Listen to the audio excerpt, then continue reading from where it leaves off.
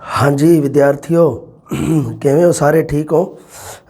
उम्मीद आ मैनू भी तैयारी तुहाडी वधिया चलदी होनी है तो अपने MCQ वाली क्लासेज है तुहाडी हैल्प जरूर करेगी। हाँ जी गल करते हैं आपां साडे अगली जिहड़ी क्लास है जिहदे विच आपां MCQ साडे देखने आ वो हैगे जी अलंकारां दी।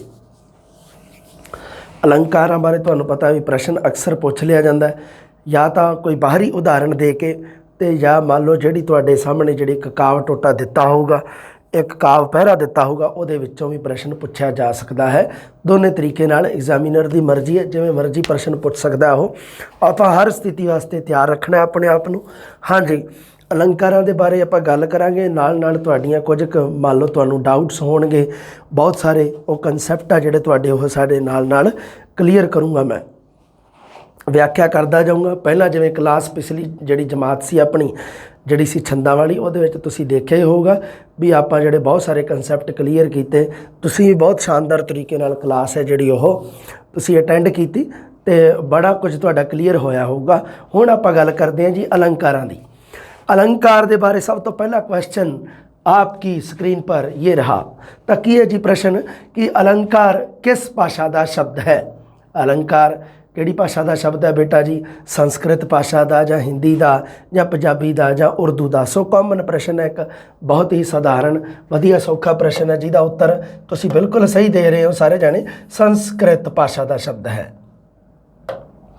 अलंकार बेटा जी संस्कृत भाषा का शब्द है। कलर चेंज कर लैण दो रंग बरसे हाँ जी संस्कृत भाषा का शब्द है ते अलंकार है जिहड़ा। हाँ जी शाब्दिक अर्थ अगले प्रश्न दे विच मैं पुछ ही लिया तुहानूं ये तुसीं कॉमन गल्लां जिवें छंदा बारे कॉमन चीज़ां चेते रखियां बेसिक चीज़ां उवें ही अलंकारां बारे उवें ही अगे रस बारे भी बेसिक नॉलेज होना बहुत जरूरी है। बेसिक नॉलेज अगर तुहाडे कंसैप्ट क्लीयर है अगर मूल चीज़ां तुहानूं पता है तो बस तुहाडा कोई भी क्वेश्चन गलत नहीं होगा। उन्हां दे आधार पर किड्डा भी हार्ड प्रश्न है तुसीं क्लीयर कर जाओगे। हाँ जी बेटा अगला प्रश्न है भी अलंकार का शाब्दिक अर्थ की है। लोड़ पूरी करने वाला अगे चलन वाला पिछे चलन वाला जां सजावट करने वाला। सा आपां अलंकार है जिहड़ा अलंकार आपां बारे जदों आपां पढ़दे हां ते उदों आपां कहंदे हां जी अलंकार शब्द दो शब्दां दे मेल तो बनिया अलंग प्लस कार। मतलब अलंग का मतलब होंदा गहना मतलब हो गया सजावट सज्जा सजावट जिन्हों आपां कह दिंदे हां गहना सजावट वास्ते पाया जाता है। कार करन वाला सजावट करन वाला इहदा शाब्दिक अर्थ बनता है सजावट करन वाला अलंकार। सो इहदा आ जिहड़े उपर लिखे हुए ऑप्शन लोड़ पूरी करन वाला अगे चलन वाला पिछे चलन वाला ये तो बेटा जी काफ़ी दे शाब्दिक अर्थ है। काफ़ी वार किस्सा जिहड़े साहित्य रूप। सो आपां कविता के अगले तत्व बारे पढ़ रहे हैं जिसका नाम है अलंकार जिसका शाब्दिक अर्थ दो शब्दों के मेल तो बनया जो संस्कृत भाषा का शब्द है अलंग प्लस कार दो शब्दों के मेल तो अलंग गहना जां सजावट क्योंकि गहने नूं सज्जा सजावट के वास्ते वरत्या जाता है। गहना ऑर्नामेंट्स जिन्हों आपां कह दिंदे आभूषण। कार करने वाला मतलब की है जो सजावट करे सजावट करने वाले नूं आपां कह दिंदे हां अलंकार। अलंकार संबंधी पहला ग्रंथ है छंदा संबंधी ग्रंथ की आपां गल कीती सी छंद सूत्र पिंगल ऋषि ने लिखिया। हुण आ गया प्रश्न जी अलंकारां संबंधी काव अलंकार सोहज अलंकार काव सोहज जां भाव अलंकार।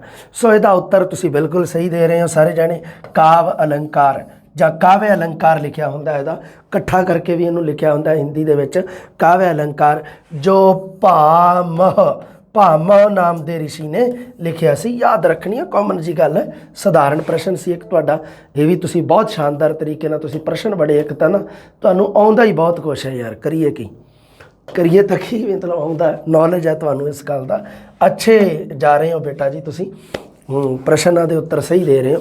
हाँ जी अगला प्रश्न शब्दां वाकां धुनियां नूं काव्य विच वरतन दे ढंग नूं की कहा जाता है। बिल्कुल बड़ा शानदार एक प्रश्न मैनूं लभ्या सीगा ये भी मैं विच क्लीयर करता। हालांकि मेरे कल्ले दे काम नहीं सीगे इहनूं बनाउण दे विच तुहानूं पता है ये जिहड़ी MCQ वाली बुक बनाउण दे विच साडे विच सब तो ज़्यादा एक्सपर्ट जो MCQ बनाउण दे विच आ वो साडे संतवीर जी है। संतवीर जी ਤੇ ਮੇਰਾ ਵੀ ਯੋਗਦਾਨ ਸੀਗਾ, ਨਾਲ ਵਰਿੰਦਰ ਜੀ ਸੀਗੇ ਟੀਮ ਦੇ ਵਿੱਚ। ਤਾਂ ਅਸੀਂ ਇਸ ਨੂੰ ਇਹਦੇ ਪ੍ਰਸ਼ਨ ਹੈ ਜਿਹੜੇ ਇਹਨਾਂ ਦੀ ਸ਼ਬਦਾਵਲੀ ਤੇ ਪੂਰਾ ਪ੍ਰੋਪਰ ਧਿਆਨ ਦੇ ਕੇ ਇਸ ਨੂੰ ਪੂਰਾ ਕੋਸ਼ਿਸ਼ ਸਾਡੀ ਇਹ ਰਹੀ ਹੈ ਵੀ ਅਸੀਂ ਐਗਜ਼ਾਮ ਦੇ ਦ੍ਰਿਸ਼ਟੀ ਤੋਂ, ਐਗਜ਼ਾਮੀਨਰ ਦੇ ਦ੍ਰਿਸ਼ਟੀਕੋਣ ਤੋਂ ਇਹ ਪ੍ਰਸ਼ਨ ਪੁੱਛ ਸਕੀਏ। ਹਾਂਜੀ, ਸ਼ਬਦਾਂ, ਵਾਕਾਂ, ਧੁਨੀਆਂ ਨੂੰ ਕਾਵਿ ਵਿੱਚ ਵਰਤਣ ਦਾ ਢੰਗ, ਤਰੀਕਾ, ਉਸ ਨੂੰ ਕੀ ਇੱਕ ਆਖਿਆ ਜਾਂਦਾ ਢੰਗ ਜਾਂ ਤਰੀਕੇ ਨੂੰ। ਤਾਂ ਇਹ ਹੈ ਜੀ ਤੁਹਾਡਾ ਅਲੰਕਾਰ ਹੀ ਪੜ੍ਹੀ ਜਾਂਦੇ ਹੋ। ਆਪਸ਼ਨ ਤੁਹਾਡਾ ਸਹੀ ਹੋ ਗਈ, ਅਲੰਕਾਰ ਹੀ ਹੈ ਉੱਤਰ ਤੁਹਾਡਾ ਬਿਲਕੁਲ ਸਹੀ ਦਿੱਤਾ।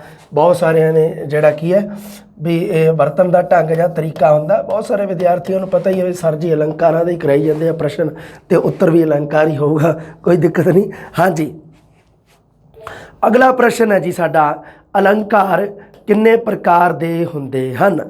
ਤਾਂ ਜੀ ਜਿਵੇਂ ਛੰਦ ਸਾਡੇ 3 ਪ੍ਰਕਾਰ ਦੇ ਹੈ, ਇੱਕ ਸਾਡਾ ਵਰਣਿਕ ਛੰਦ, ਇੱਕ ਮਾਤਰਿਕ, ਇੱਕ ਗਣਕ ਛੰਦ, ਉਵੇਂ ਹੀ ਅਲੰਕਾਰ ਵੀ ਸਾਡੇ 3 ਪ੍ਰਕਾਰ ਦੇ ਹਨ। ਬਿਲਕੁਲ ਸਹੀ ਉੱਤਰ ਹੈ। 3 ਪ੍ਰਕਾਰ ਨੇ ਜੀ ਅਲੰਕਾਰਾਂ ਦੇ 3 ਪ੍ਰਕਾਰ। ਅਗਲੇ ਪ੍ਰਸ਼ਨ ਦੇ ਵਿੱਚ ਅਲੰਕਾਰਾਂ ਦੇ 3 ਪ੍ਰਕਾਰ ਤੁਹਾਡੇ ਕਲੀਅਰ ਹੋ ਜਾਣਗੇ। ਵੀ ਪ੍ਰਸ਼ਨ ਇਹ ਹੈ ਵੀ ਅਲੰਕਾਰ ਦਾ ਇੱਕ ਪ੍ਰਕਾਰ ਨਹੀਂ ਹੈ, ਵੀ ਕਿਹੜਾ ਹੈ ਜੋ ਅਲੰਕਾਰਾਂ ਦੇ ਇੱਕ ਪ੍ਰਕਾਰਾਂ ਦੀ ਸ਼੍ਰੇਣੀ ਵਿੱਚ ਨਹੀਂ ਆਉਂਦਾ। ਆਪਸ਼ਨ ਤੁਹਾਡੇ ਹੈਗੇ ਸ਼ਬਦ ਅਲੰਕਾਰ, ਅਰਥ ਅਲੰਕਾਰ, ਸ਼ਬਦਾਰਥ ਅਲੰਕਾਰ ਜਾਂ ਧੁਨੀ ਅਲੰਕਾਰ। ਤਾਂ ਬਿਲਕੁਲ ਹੈ ਜੀ, ਅਲੰਕਾਰ ਜਿਹੜੇ ਹੈਗੇ ਆ ਜੀ ਉਹ 3 ਪ੍ਰਕਾਰ ਦੇ ਨੇ। ਅਲੰਕਾਰਾਂ ਨੂੰ 3 ਭਾਗਾਂ ਵਿੱਚ ਵੰਡਿਆ ਜਾਂਦਾ, ਇੱਕ ਸ਼ਬਦ ਅਲੰਕਾਰ, ਇੱਕ ਅਰਥ ਅਲੰਕਾਰ, ਇੱਕ ਸ਼ਬਦਾਰਥ ਅਲੰਕਾਰ। ਸੋ ਧੁਨੀ ਅਲੰਕਾਰ ਹੈ ਜਿਹੜਾ ਉਹ ਕੋਈ ਮਤਲਬ ਇੱਕ ਅਲੰਕਾਰਾਂ ਦੇ ਪ੍ਰਕਾਰਾਂ ਦੀ ਸ਼੍ਰੇਣੀ ਵਿੱਚ ਨਹੀਂ ਆਉਂਦਾ। ਇਸ ਕਰਕੇ ਸਹੀ ਆਪਸ਼ਨ ਤੁਹਾਡਾ ਡੀ ਰਹੂਗਾ। आगे फिर आ जाओ, डायरेक्ट उदाहरणों पे आ जाओ भी शेरो। हाँ जी, अगला प्रश्न आपकी स्क्रीन पर ये रहा। हाँ जी, अगला प्रश्न है जोड़ा तुहाडा वो हैगा, कुरबल कुरबल कोट करोड़ा किरम अपना कर्म कर रहे, सतर विच अलंकार किहड़ा है? ਤਾਂ ਇਹ ਤੁਸੀਂ ਬਿਲਕੁਲ ਸਹੀ ਕਹਿ ਰਹੇ ਹੋ। ਤੁਸੀਂ ਵੀ ਤੁਸੀਂ ਬਹੁਤ ਸਾਰੇ ਨੇ ਐਵੇਂ ਕਹਿਤਾ ਵੀ ਸਰ ਜੀ ਇਹਦੇ ਵਿੱਚ ਨਾ ਕੈ ਅੱਖਰ ਦੀ ਜਿਹੜੀ ਰਿਪੀਟ ਹੋ ਰਹੀ ਹੈ, ਕੈ ਅੱਖਰ ਰਿਪੀਟ ਹੋ ਰਿਹਾ। ਕੁਰਬਲ ਕੁਰਬਲ ਕੋਟ ਕਰੜਾ ਕਿਰਮ ਕਰਮ ਕਰ ਰਹੇ, ਆ ਦੇਖੋ ਕ ਰਹਿ ਤੇ ਰਹਿ, ਇਹਦੇ ਵਿੱਚ ਕੀ ਹੋ ਰਿਹਾ? ਵਰਨਾ ਦੀ ਬਾਰੰਬਾਰਤਾ ਜਿਹਨੂੰ ਆਪਾਂ ਕਹਿ ਦਿੰਦੇ ਹਾਂ, ਵਰਨਾ ਦਾ ਦੁਹਰਾਵ ਹੋ ਰਿਹਾ। ਵਰਨਾ ਦਾ ਜਦੋਂ ਦੁਹਰਾਵ ਹੁੰਦਾ ਬੇਟਾ ਜੀ ਉਦੋਂ ਕੀ ਹੁੰਦਾ ਹੈ? ਉਦੋਂ ਉੱਤਰ ਤਾਂ ਤੁਸੀਂ ਸਹੀ ਦੇਤਾ ਸਾਰਿਆਂ ਨੇ। ਤੁਸੀਂ ਕਹਿੰਦੇ ਹੋ ਵੀ ਸਰ ਜੀ ਇਹ ਤਾਂ ਅਨੁਪ੍ਰਾਸ ਅਲੰਕਾਰ ਹੈ। ਵੀ ਅਨੁਪ੍ਰਾਸ ਦਾ ਸ਼ਾਬਦਿਕ ਅਰਥ ਹੀ ਹੁੰਦਾ ਦੁਹਰਾਵ। ਦੁਹਰਾਵ 2 ਤਰੀਕੇ ਨਾਲ ਹੋ ਸਕਦਾ ਹੈ, ਅੱਖਰਾਂ ਦੇ ਵਿੱਚ ਵੀ ਹੋ ਸਕਦਾ ਹੈ ਤੇ ਸ਼ਬਦਾਂ ਦੇ ਵਿੱਚ ਵੀ ਦੁਹਰਾਵ ਹੋ ਸਕਦਾ। ਕਾਮਨ ਜੀ ਗੱਲ ਚੇਤੇ ਰੱਖਣੀ ਹੈ। ਕਈ ਬਹੁਤੇ ਵਿਗਿਆਨਿਕ ਨਹੀਂ, हाँ ज्ञानी, बहुत सारे ज्ञानी है जोड़े तुहानू पढ़ा रहे होणगे। इन्हां दे अगे प्रकार बेटा जी हथ बन के बेनती है, रीट वालिओ इस तो अगे नहीं जाना तुसीं, ठीक है। इहदे विच आ कॉमन है ना जोड़े अनुप्रास अलंकार दे थोड़ा जिहा एक पहचान इहदी, ते दूसरा इहदे 5-7 उदाहरण बस मेरी थ्योरी वाली बुक दे विच दित्ते हैं ना, उस तो बाहर नहीं प्रश्न जाऊगा। तुहानू इस गल दा मैं कहता, अगर मान लो प्रश्न बाहर जाऊगा फिर भी तुसीं क्लीयर कर जाओगे। कंसैप्ट क्लीयर होना चाहिए तुहाडा। भी मान लो किसी दे विच शब्दां जां अखरां दा दोहराव होवे तो कॉमन गल है बस भी उस सीधा तुसीं ला देना भी अनुप्रास अलंकार है। देखो आपां पढ़िया सीगा भी अलंकार साडे 3 प्रकार दे हैं। एक तां शब्द अलंकार, एक शब्दार्थ अलंकार, एक हैगा जी साडा एक शब्द अलंकार, एक अर्थ अलंकार, एक शब्दार्थ अलंकार। अलंकार मतलब तुसीं ऐ समझो भी चमत्कार पैदा करना। कविता दे विच अलंकारां दी वरतों कविता दे विच चमत्कार पैदा करने वास्ते कीती जाती है। तुसीं ऐ समझो भी कविता है जिहड़ी ओह एक सज विआही वोटी है। सज विआही वोटी दे गहने पाए बहुत सोहणे लगदे है, गहने उहदे सजा सजावट वास्ते पाए गए है। हुण इहदे विच की है भी शब्द अलंकार, अर्थ अलंकार ते शब्दार्थ अलंकार चमत्कार पैदा करने वास्ते, उन्होंने साधारण तो यूनीक बनाने वास्ते आपां की करते हैं, एक नवविवाहिता जां विआही जाण वाली जिहड़ी कुड़ी हुंदी है उसनूं गहना गट्टा जिहड़ा पवाया जांदा है भी वो साधारण तो सुंदर लगे। भी चमत्कार एक हैरानी चमत्कार पैदा कर देंगे। अरे आ गहने होए मेकअप होए ये चमत्कार बना देंगे। ये अपने की ना लेंदे आ मुहम्मद कैफ नूं कटरीना कैफ बना देंगे आ जिहड़ा चमत्कार का मतलब भी जिहड़े गहने होए सुंदरता जिहड़ी आर्टिफिशियल सुंदरता जिन्होंने आपां कह दिंदे मेकअप वगैरह, ये जिहड़ी लीपा पोती है जिहड़ी ये रंग रोगन है जिहड़ा ये तुहानूं कह रहा मैं भी ये मुहम्मद कैफ नूं भी कटरीना कैफ बना सकते। इस करके जनहित में जारी, सावधान रहें, सतर्क रहें। हाँ जी, ਕੁਰਬਲ ਕੁਰਬਲ ਕੋਟ ਕਰੋੜਾ ਕਰਮ ਆਪਣਾ ਕਰਮ ਕਰ ਰਹੇ। ਮੈਂ ਤੁਹਾਨੂੰ ਦੱਸ ਰਿਹਾ ਸੀਗਾ, ਇੱਕ ਸ਼ਬਦ ਅਲੰਕਾਰ ਹੁੰਦਾ, ਇੱਕ ਅਰਥ ਅਲੰਕਾਰ ਹੁੰਦਾ, ਇੱਕ ਸ਼ਬਦਾਰਥ ਅਲੰਕਾਰ ਹੁੰਦਾ। ਸ਼ਬਦ ਅਲੰਕਾਰ ਦਾ ਮਤਲਬ ਹੁੰਦਾ ਜਦੋਂ ਸ਼ਬਦਾਂ ਦੇ ਦੁਆਰਾ ਕਵਿਤਾ ਵਿੱਚ, ਸਤਰਾਂ ਦੇ ਵਿੱਚ ਚਮਤਕਾਰ ਪੈਦਾ ਕੀਤਾ ਜਾਵੇ, ਉਹਨੂੰ ਕਿਹਾ ਜਾਂਦਾ ਸ਼ਬਦ ਅਲੰਕਾਰ। ਇੱਥੇ ਕੀ ਕੀਤਾ ਹੈ ਵੀ ਸ਼ਬਦਾਂ ਜਾਂ ਅੱਖਰਾਂ ਦੇ ਦੁਆਰਾ, ਉਹਨੂੰ ਆਪਾਂ ਕਹਿ ਦਿੰਦੇ ਸ਼ਬਦ ਅਲੰਕਾਰ। ਅਰਥ ਅਲੰਕਾਰ ਦਾ ਮਤਲਬ ਹੁੰਦਾ ਜਦੋਂ ਸ਼ਬਦਾਂ ਨੂੰ ਛੱਡ ਕੇ ਉਸ ਕਵਿਤਾ ਦੇ ਅੰਦਰੂਨੀ ਅਰਥਾਂ ਦੇ ਵਿੱਚ ਚਮਤਕਾਰ ਪੈਦਾ ਕੀਤਾ ਜਾਵੇ, ਉਹਨੂੰ ਆਪਾਂ ਕਹਿ ਦਿੰਦੇ ਅਰਥ ਅਲੰਕਾਰ। ਆਪਾਂ ਸ਼ਬਦ ਅਲੰਕਾਰ ਦੇ ਵਿੱਚ ਇੱਕ ਹੀ ਅਲੰਕਾਰ ਪੜ੍ਹਨਾ, ਅਨੁਪਰਾਸ। ਬਾਕੀ ਸਾਰੇ ਉਪਮਾ, ਅਤਕਥਨੀ, ਦ੍ਰਿਸ਼ਟਾਂਤ, ਇਹ ਸਾਰੇ ਅਰਥ ਅਲੰਕਾਰ ਹੈ। ਸਭ ਤੋਂ ਪਹਿਲਾਂ ਤਾਂ ਤੁਹਾਡੇ ਕੰਸੈਪਟ ਕਲੀਅਰ ਹੋਣੇ ਚਾਹੀਦੇ ਆ ਵੀ ਸਾਡਾ ਜਿਵੇਂ ਛੰਦਾਬੰਦੀ 'ਚ ਸੀਗਾ ਨਾ ਵੀ ਆਹ ਸਾਡਾ ਵਰਨਿਕ ਛੰਦ ਹੈ, ਆਹ ਮਾਤਰਿਕ ਛੰਦ ਹੈ, ਉਵੇਂ ਹੀ ਅਲੰਕਾਰਾਂ 'ਚ ਵੀ ਇਹ ਪਤਾ ਹੋਣਾ ਚਾਹੀਦਾ ਵੀ ਸ਼ਬਦ ਅਲੰਕਾਰ ਕਿਹੜਾ ਤੇ ਅਰਥ ਅਲੰਕਾਰ ਕਿਹੜਾ। ਅਗਰ ਇੱਥੇ ਤੁਹਾਨੂੰ ਇਹ ਚੀਜ਼ ਤੁਸੀਂ ਕਲੀਅਰ ਨਹੀਂ ਹੈ ਨਾ, ਇੱਥੇ ਜੇ ਤੁਸੀਂ ਫਸ ਗਏ ਤਾਂ ਫਿਰ ਤੁਹਾਡੇ ਵਾਸਤੇ ਇਹ ਦਿੱਕਤ ਦਾ ਸਾਹਮਣਾ ਹੋ ਸਕਦਾ। ਫਿਰ ਥੱਲੇ ਆਪਸ਼ਨ ਵੀ ਦੇਖ ਸਕਦੇ ਹਾਂ ਆਪਾਂ। ਕਈ ਵਾਰੀ ਕੀ ਹੁੰਦਾ ਵੀ ਵਰਨਾਂ ਦਾ ਦੁਹਰਾਅ ਹੁੰਦਾ ਹੈ, ਪਰ ਉਹਦੇ ਵਿੱਚ ਕੀ ਆ ਵੀ ਤੁਹਾਨੂੰ ਲੱਗਦਾ ਨਹੀਂ ਹੁੰਦਾ ਵੀ ਅਨੁਪਰਾਸ ਅਲੰਕਾਰ ਹੈ। ਫਿਰ ਥੱਲੇ ਆਪਸ਼ਨ ਵੀ ਦੇਖ ਲਈਦੇ ਹੁੰਦੇ ਆ ਵੀ ਆਪਸ਼ਨਾਂ ਦੇ ਵਿੱਚ ਵੀ ਐਗਜ਼ਾਮੀਨਰ ਨੇ ਅਨੁਪਰਾਸ ਪਾਇਆ ਹੈ ਜਾਂ ਨਹੀਂ। ਆਪਸ਼ਨਾਂ ਦੇ ਆਧਾਰ 'ਤੇ ਜਸਟ ਹੀ ਆਪਸ਼ਨ ਵੇਖ ਕੇ ਸੋਚਿਆ ਕਰੋ, ਪ੍ਰਸ਼ਨ ਨੂੰ ਇਕੱਲੇ ਨੂੰ ਸੋਚਣ ਨਾ ਲੱਗ ਜਾਇਆ ਕਰੋ।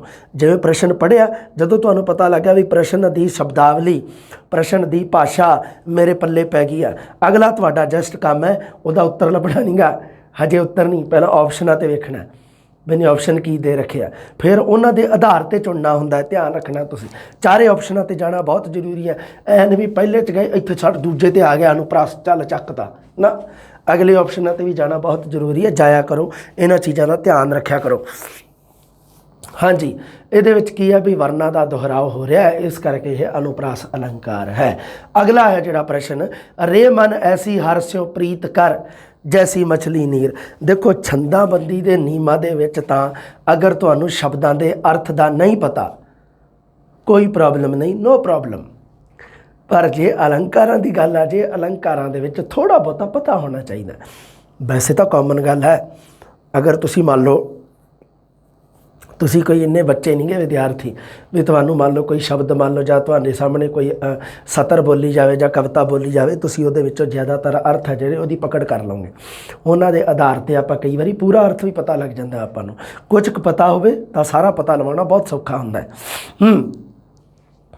ਹਰੇ ਮਨ ਐਸੀ ਹਰ ਸਿਓ ਪ੍ਰੀਤ ਕਰ ਜੈਸੀ ਮਛਲੀ ਨੀਰ। ਹੁਣ ਤੁਸੀਂ ਕਹੋ ਸਰ ਮੈਨੂੰ ਅਰਥ ਕੋਈ ਨਹੀਂ ਆਵੇ। ਬੇਟਾ ਕਿਉਂ ਨਹੀਂ ਆਵੇ? ਦੇਖ ਵੀ ਸੌਖਾ, ਰੇ ਮਨ, ਹੇ ਮੇਰੇ ਮਨ, ਐਸੀ ਹਰ ਸਿਓ ਪ੍ਰੀਤ ਕਰ, ਹਰ ਹਰੀ ਪਰਮਾਤਮਾ, ਉਸ ਪਰਮਾਤਮਾ ਦੇ ਨਾਲ ਇਸ ਤਰ੍ਹਾਂ ਪ੍ਰੀਤ ਪ੍ਰੇਮ ਕਰ ਜੈਸੀ ਮਛਲੀ ਨੀਰ, ਜਿਵੇਂ ਮਛਲੀ ਨੀਰ ਪਾਣੀ ਨਾਲ ਕਰਦੀ ਹੈ। ਲਓ ਅਰਥ ਕਲੀਅਰ। ਰੇ ਮਨ ਐਸੀ ਹਰ ਸਿਓ ਪ੍ਰੀਤ ਕਰ ਜੈਸੀ ਮਛਲੀ ਨੀਰ। ਹੇ ਮੇਰੇ ਮਨ, ਤੂੰ ਉਸ ਪਰਮਾਤਮਾ ਨਾਲ ਇਸ ਪ੍ਰਕਾਰ ਪ੍ਰੇਮ ਕਰ ਜਿਵੇਂ ਮਛਲੀ ਪਾਣੀ ਨਾਲ ਕਰਦੀ ਹੈ। ਤੁਹਾਨੂੰ ਪਤਾ ਹੈ ਮਛਲੀ ਹੈ ਜਿਹੜੀ ਉਹ ਪਾਣੀ ਤੋਂ ਬਿਨਾਂ ਰਹਿ ਨਹੀਂ ਸਕਦੀ, ਅਤੇ ਉਵੇਂ ਜੀਵ ਨੂੰ ਵੀ ਇਸ ਤਰ੍ਹਾਂ ਉਸ ਪਰਮਾਤਮਾ ਨਾਲ ਪ੍ਰੇਮ ਕਰਨਾ ਚਾਹੀਦਾ। ਹੁਣ ਇਹਦੇ 'ਚ ਸਰ ਜੀ ਕਿਹੜਾ ਅਲੰਕਾਰ ਦੱਸੋ ਸਰ? ਅਨੁਪਰਾਸ ਹੈ ਕਿ ਰੂਪਕ ਹੈ ਕਿ ਦ੍ਰਿਸ਼ਟਾਂਤ ਆ ਜਾਂ ਅਤਕਥਨੀ ਹੈ? ਤਾਂ ਤੁਸੀਂ ਕਹੋਗੇ ਸਰ ਇਹਦੇ ਵਿੱਚੋਂ ਸਹੀ ਉੱਤਰ ਤਾਂ ਸਾਨੂੰ ਪਤਾ ਹੈ, ਪਰ ਥੋੜ੍ਹਾ ਜਿਹਾ ਐਕਸਪਲੇਨ ਕਰੋ। ਬਿਲਕੁਲ ਸਹੀ ਕਿਹਾ ਤੁਸੀਂ, ਐਕਸਪਲੇਨ ਤਾਂ ਮੈਂ ਕਰੂੰਗਾ। ਤੁਸੀਂ ਨਾ ਵੀ ਕਹਿੰਦੇ ਮੈਂ ਤਾਂ ਵੀ करदा। अनुप्रास अलंकार तो है नहीं गा बेटा जी ये, तो देवियों और सज्जनों एक ऑप्शन आपका मिटा दिया गया है। दूसरा रूपक अलंकार है नहीं गा, दृष्टांत है नहीं, दृष्टांत तो हैगा, अतकथनी है नहीं गा। हुण तुसी की करना, देखो मान लो तुहाडे विचों बहुत सारे स्टूडेंट नूं ये थोड़ी बहुती गल दा पता है, चलो रूपक अलंकार बारे हो सकदा ना पता होवे। अतकथनी दा शाब्दिक अर्थ तुहानूं पता भी अतिशयोक्ति हुंदा है, गल नूं वधा चढ़ा के कहना, जिन्हों आपां हिंदी दे विच तां अतिशयोक्ति, चलो हिंदी वाला लिख देना मैं, अतिशयोक्ति गल नूं वधा चढ़ा के नून मिर्च मसाला ला के कहना अतिशयोक्ति। सो इहदे विच अतिशयोक्ति तां है नहीं गी, अतकथनी तो कोई नहीं गी। सधारण अवस्था दे विच दस्सिया कि इस तरह प्रेम कर जिवें मछली नीर नूं करदी है, पानी नूं करदी है, कोई अतकथनी नहीं। इहदे विच ऑप्शन भी कट गया, दो रह गए, दृष्टांत आ के रूपक आ। अच्छा, इहदे विच दृष्टांत अलंकार है, किवें है? रेमन ऐसी हर स्यों प्रीत कर जैसी मछली नीर। दृष्टांत का शाब्दिक अर्थ हुंदा है उदाहरण। उदाहरण जदों एक गल नूं दस्सण वास्ते, जदों किसी एक गल नूं दस्सण वास्ते उस गल दे समान दूसरा उदाहरण देना, कोई ਦ੍ਰਿਸ਼ਟਾਂਤ ਦੇਣਾ ਉਸ ਨੂੰ ਕਿਹਾ ਜਾਂਦਾ ਹੈ ਦ੍ਰਿਸ਼ਟਾਂਤ ਅਲੰਕਾਰ।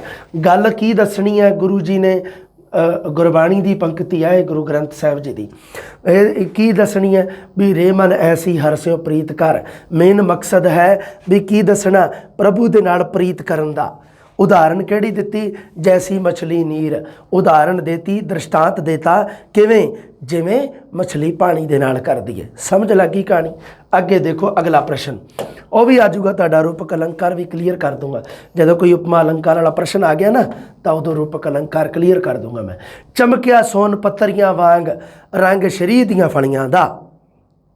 ਹਾਂਜੀ ਬੇਟਾ ਜੀ, ਇਹਦੇ ਵਿੱਚ ਦੇਖੋ, ਹਾਂਜੀ ਬਿਲਕੁਲ ਸਹੀ ਹੈ ਇਹ ਉੱਤਰ, ਮੈਨੂੰ ਪਤਾ ਸੀਗਾ।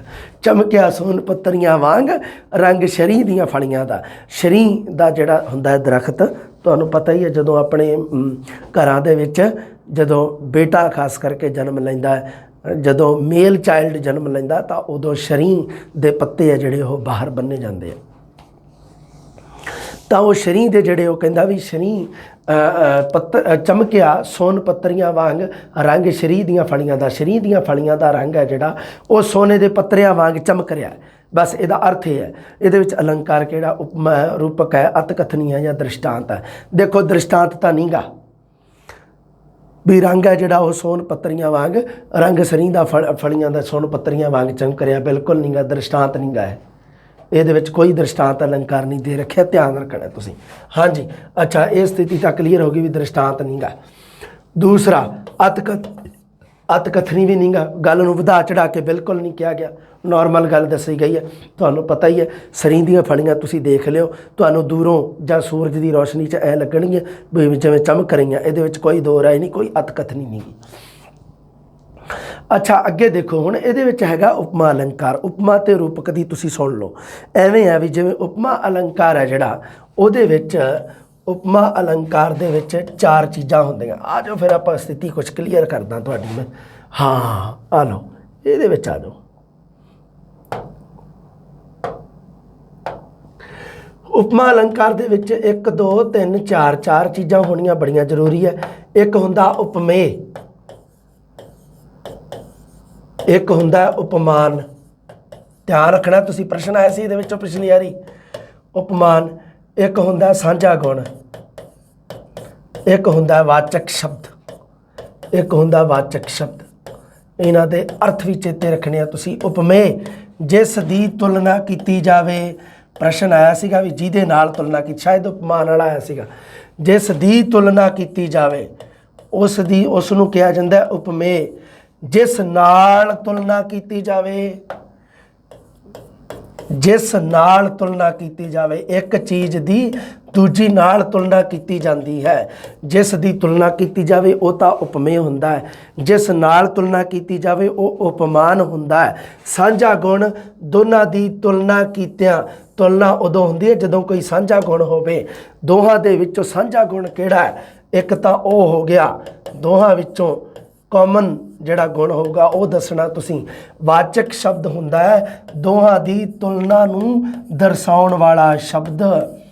ਤੁਲਨਾ ਨੂੰ ਦਰਸਾਉਣ ਵਾਲਾ ਸ਼ਬਦ ਜਿਹੜਾ ਹੁੰਦਾ ਉਹ ਅਕਸਰ ਹੁੰਦਾ ਵਾਂਗ, ਵਾਂਗੂ, ਵਾਂਗਰਾ, ਇਸ ਤਰ੍ਹਾਂ ਦੇ ਹੁੰਦੇ ਆ ਸ਼ਬਦ। ਵਾਂਗ ਜਾਂ ਵਾਂਗੂ, ਹਿੰਦੀ ਦੇ ਵਿੱਚ ਜੈਸਾ, ਫਲਾਣੇ ਜੈਸਾ, ਫਲਾਣੇ ਵਾਂਗੂ। ਵਾਂਗ, ਵਾਂਗੂ ਜਾਂ ਵਾਂਗਰਾ ਵੀ ਕਈ ਥਾਂ 'ਤੇ ਲਿਖਿਆ ਹੁੰਦਾ, ਇੱਕੋ ਹੀ ਅਰਥ ਬਣਦਾ। ਬਸ ਇਹਦਾ ਸ਼ਬਦ ਹੈ ਜਿਹੜਾ ਅੱਡ ਅੱਡ ਹੈ, ਬਸ ਹੋਰ ਕੁਛ ਨਹੀਂ, ਅਰਥ ਇੱਕੋ ਹੀ ਬਣਦਾ। ਵਰਗਾ, ਵਰਗਾ ਵੀ ਹੁੰਦਾ ਹੋਵੇ, ਵਾਂਗ ਵਰਗਾ, ਵਰਗਾ, ਵਰਗਾ ਸ਼ਬਦ। ਮਾਂ ਮੈਨੂੰ ਲੱਗਦਾ ਰਹਿੰਦਾ ਮੈਂ ਜਵਾਂ ਹੀ ਤੇਰੇ ਵਰਗਾ ਹਾਂ। ਹਾਂਜੀ ਆਹ ਗੱਲ ਕਲੀਅਰ। ਉਪਮੇਯ ਜਿਸ ਦੀ ਤੁਲਨਾ ਕਰਨੀ ਆ, ਉਪਮਾਨ ਜਿਸ ਨਾਲ ਤੁਲਨਾ ਕਰਨੀ ਆ, ਸਾਂਝਾ ਗੁਣ ਦੋਹਾਂ ਵਿੱਚ ਹੋਊਗਾ। ਵਾਚਕ ਸ਼ਬਦ ਤੁਲਨਾ ਨੂੰ ਦਰਸਾਉਣ ਵਾਲੇ ਸ਼ਬਦ ਕਿਹੜੇ ਕਿਹੜੇ ਹੋ ਸਕਦੇ ਆ, ਕਾਮਨ ਹੁੰਦੇ ਆ, ਵਰਗਾ, ਵਾਂਗ, ਵਾਂਗੂ, ਵਾਂਗਰਾ। ਲਓ ਹੁਣ ਆ ਜਾਓ ਉਦਾਹਰਣ 'ਤੇ। ਉਦਾਹਰਣ ਤੁਹਾਡੀ ਕਹਿ ਰਹੀ ਹੈ ਚਮਕਿਆ ਸੋਨ ਪੱਤਰੀਆਂ ਵਾਂਗ ਰੰਗ ਸ਼ਰੀ ਦੀਆਂ ਫਲੀਆਂ ਦਾ। ਸ਼ਰੀ ਦੀਆਂ ਫਲੀਆਂ ਦੀ ਤੁਲਨਾ ਸੋਨੇ ਦੀ ਪੱਤਰੀਆਂ ਦੇ ਨਾਲ, ਸੋਨੇ ਦੇ ਪੱਤਿਆਂ ਨਾਲ ਕੀਤੀ ਹੈ, ਸੋਨੇ ਦੇ ਪੱਤਰਾਂ ਨਾਲ ਕੀਤੀ ਹੈ। ਸੋਨੇ ਦਾ ਪੱਤਰ ਬਣਿਆ ਹੋਵੇ ਜਿਵੇਂ, ਉਹਦੇ ਨਾਲ ਕੀਤੀ ਹੈ। ਸ਼ਰੀ ਦੀਆਂ ਫਲੀਆਂ ਤਾਂ ਹੋ ਗਈਆਂ ਉਪਮੇਯ, ये ध्यान रखना है। सोने के पत्तरियां की तुलना जिहड़ी वो शरीं दीयां फलियां नाल नहीं कीती, उल्टा ना कर दिओ, ये भी चेते रखना है। इत्थे पता लगदा चमकिया सोन पत्तरियां वांग, भी सोने दी पत्तरियां वांग चमक रहा है। की किहड़ी चीज़ चमक रही है? शरीं दीयां फलियां दा रंग। सो इहदे विच उपमेय किहदी है? शरीं दीयां फलियां तां है तुहाडीआं उपमेय। बेटा याद रखियो गल नूं, भुल ना जाओ। दूसरा सोन पत्तरियां हैगियां तुहाडीआं उपमान। मतलब की है? शरीं दीयां फलियां दी तुलना जां उपमा। उपमा का मतलब होंदा है तुलना। उपमा वैसे उपमा के शाब्दिक अर्थ निकलते हैं भी किसी की उपमा मतलब भी सलाघा करनी, प्रशंसा करनी, वडियाई करनी, सिफत करनी, प्रशंसा करनी, है ना उपमा। पर अलंकारां दे मसले में जो गल अलंकारां की आ जाए, अलंकारां विच उपमा का मतलब होंदा है तुलना, जिन्हों आपां इंग्लिश दे विच कह दिंदे आ कंपैरिजन। तुलना जिहदी तां तुलना करनी है उन्होंने उपमेय कहना है, जिहदे नाल तुलना करनी है उन्होंने उपमान। देखो तुलना तो दो या दो तो वध चीज़ों की होगी, कल्ली चीज़ की तो तुलना नहीं होगी ना, कल्ली चीज़ की किहदे नाल करोगे। इस करके दो चीज़ां होनियां जरूरी है। इस पंक्ति दे विच भी दो चीज़ां है। शरीं दीयां फलियां उपमेय है, चमकिया सोन पत्तरियां जिहड़ियां वो हैगा उपमान। ते चमकना देखो शरीं दीयां फलियां भी चमक रहीआं ते सोन पत्तरी भी चमक रही है। सो चमक शब्द है जिहड़ा वो हैगा तुहाडा सांझा गुण। की है बेटा जी? सांझा गुण। अगे आ गया वाचक शब्द, तुहानूं पता ही है वांग, वांगरा, वांगू, ये तुहाडा वाचक शब्द है। उपमा अलंकार का खास ध्यान रखना तुसीं। उपमा अलंकार दे विचों प्रश्न पक्का 100% आ सकता है, क्योंकि प्रायोरिटी रहिंदी है एग्जामिनर की। उपमा अलंकार दे विचों प्रश्न पुछण की आदत है एग्जामिनर नूं, ਉਹਦੀ आदत है जिहड़ी उस नूं तुसीं भी नाल ही लैके चलना है, मतलब क्लीयर रखनी है स्थिति।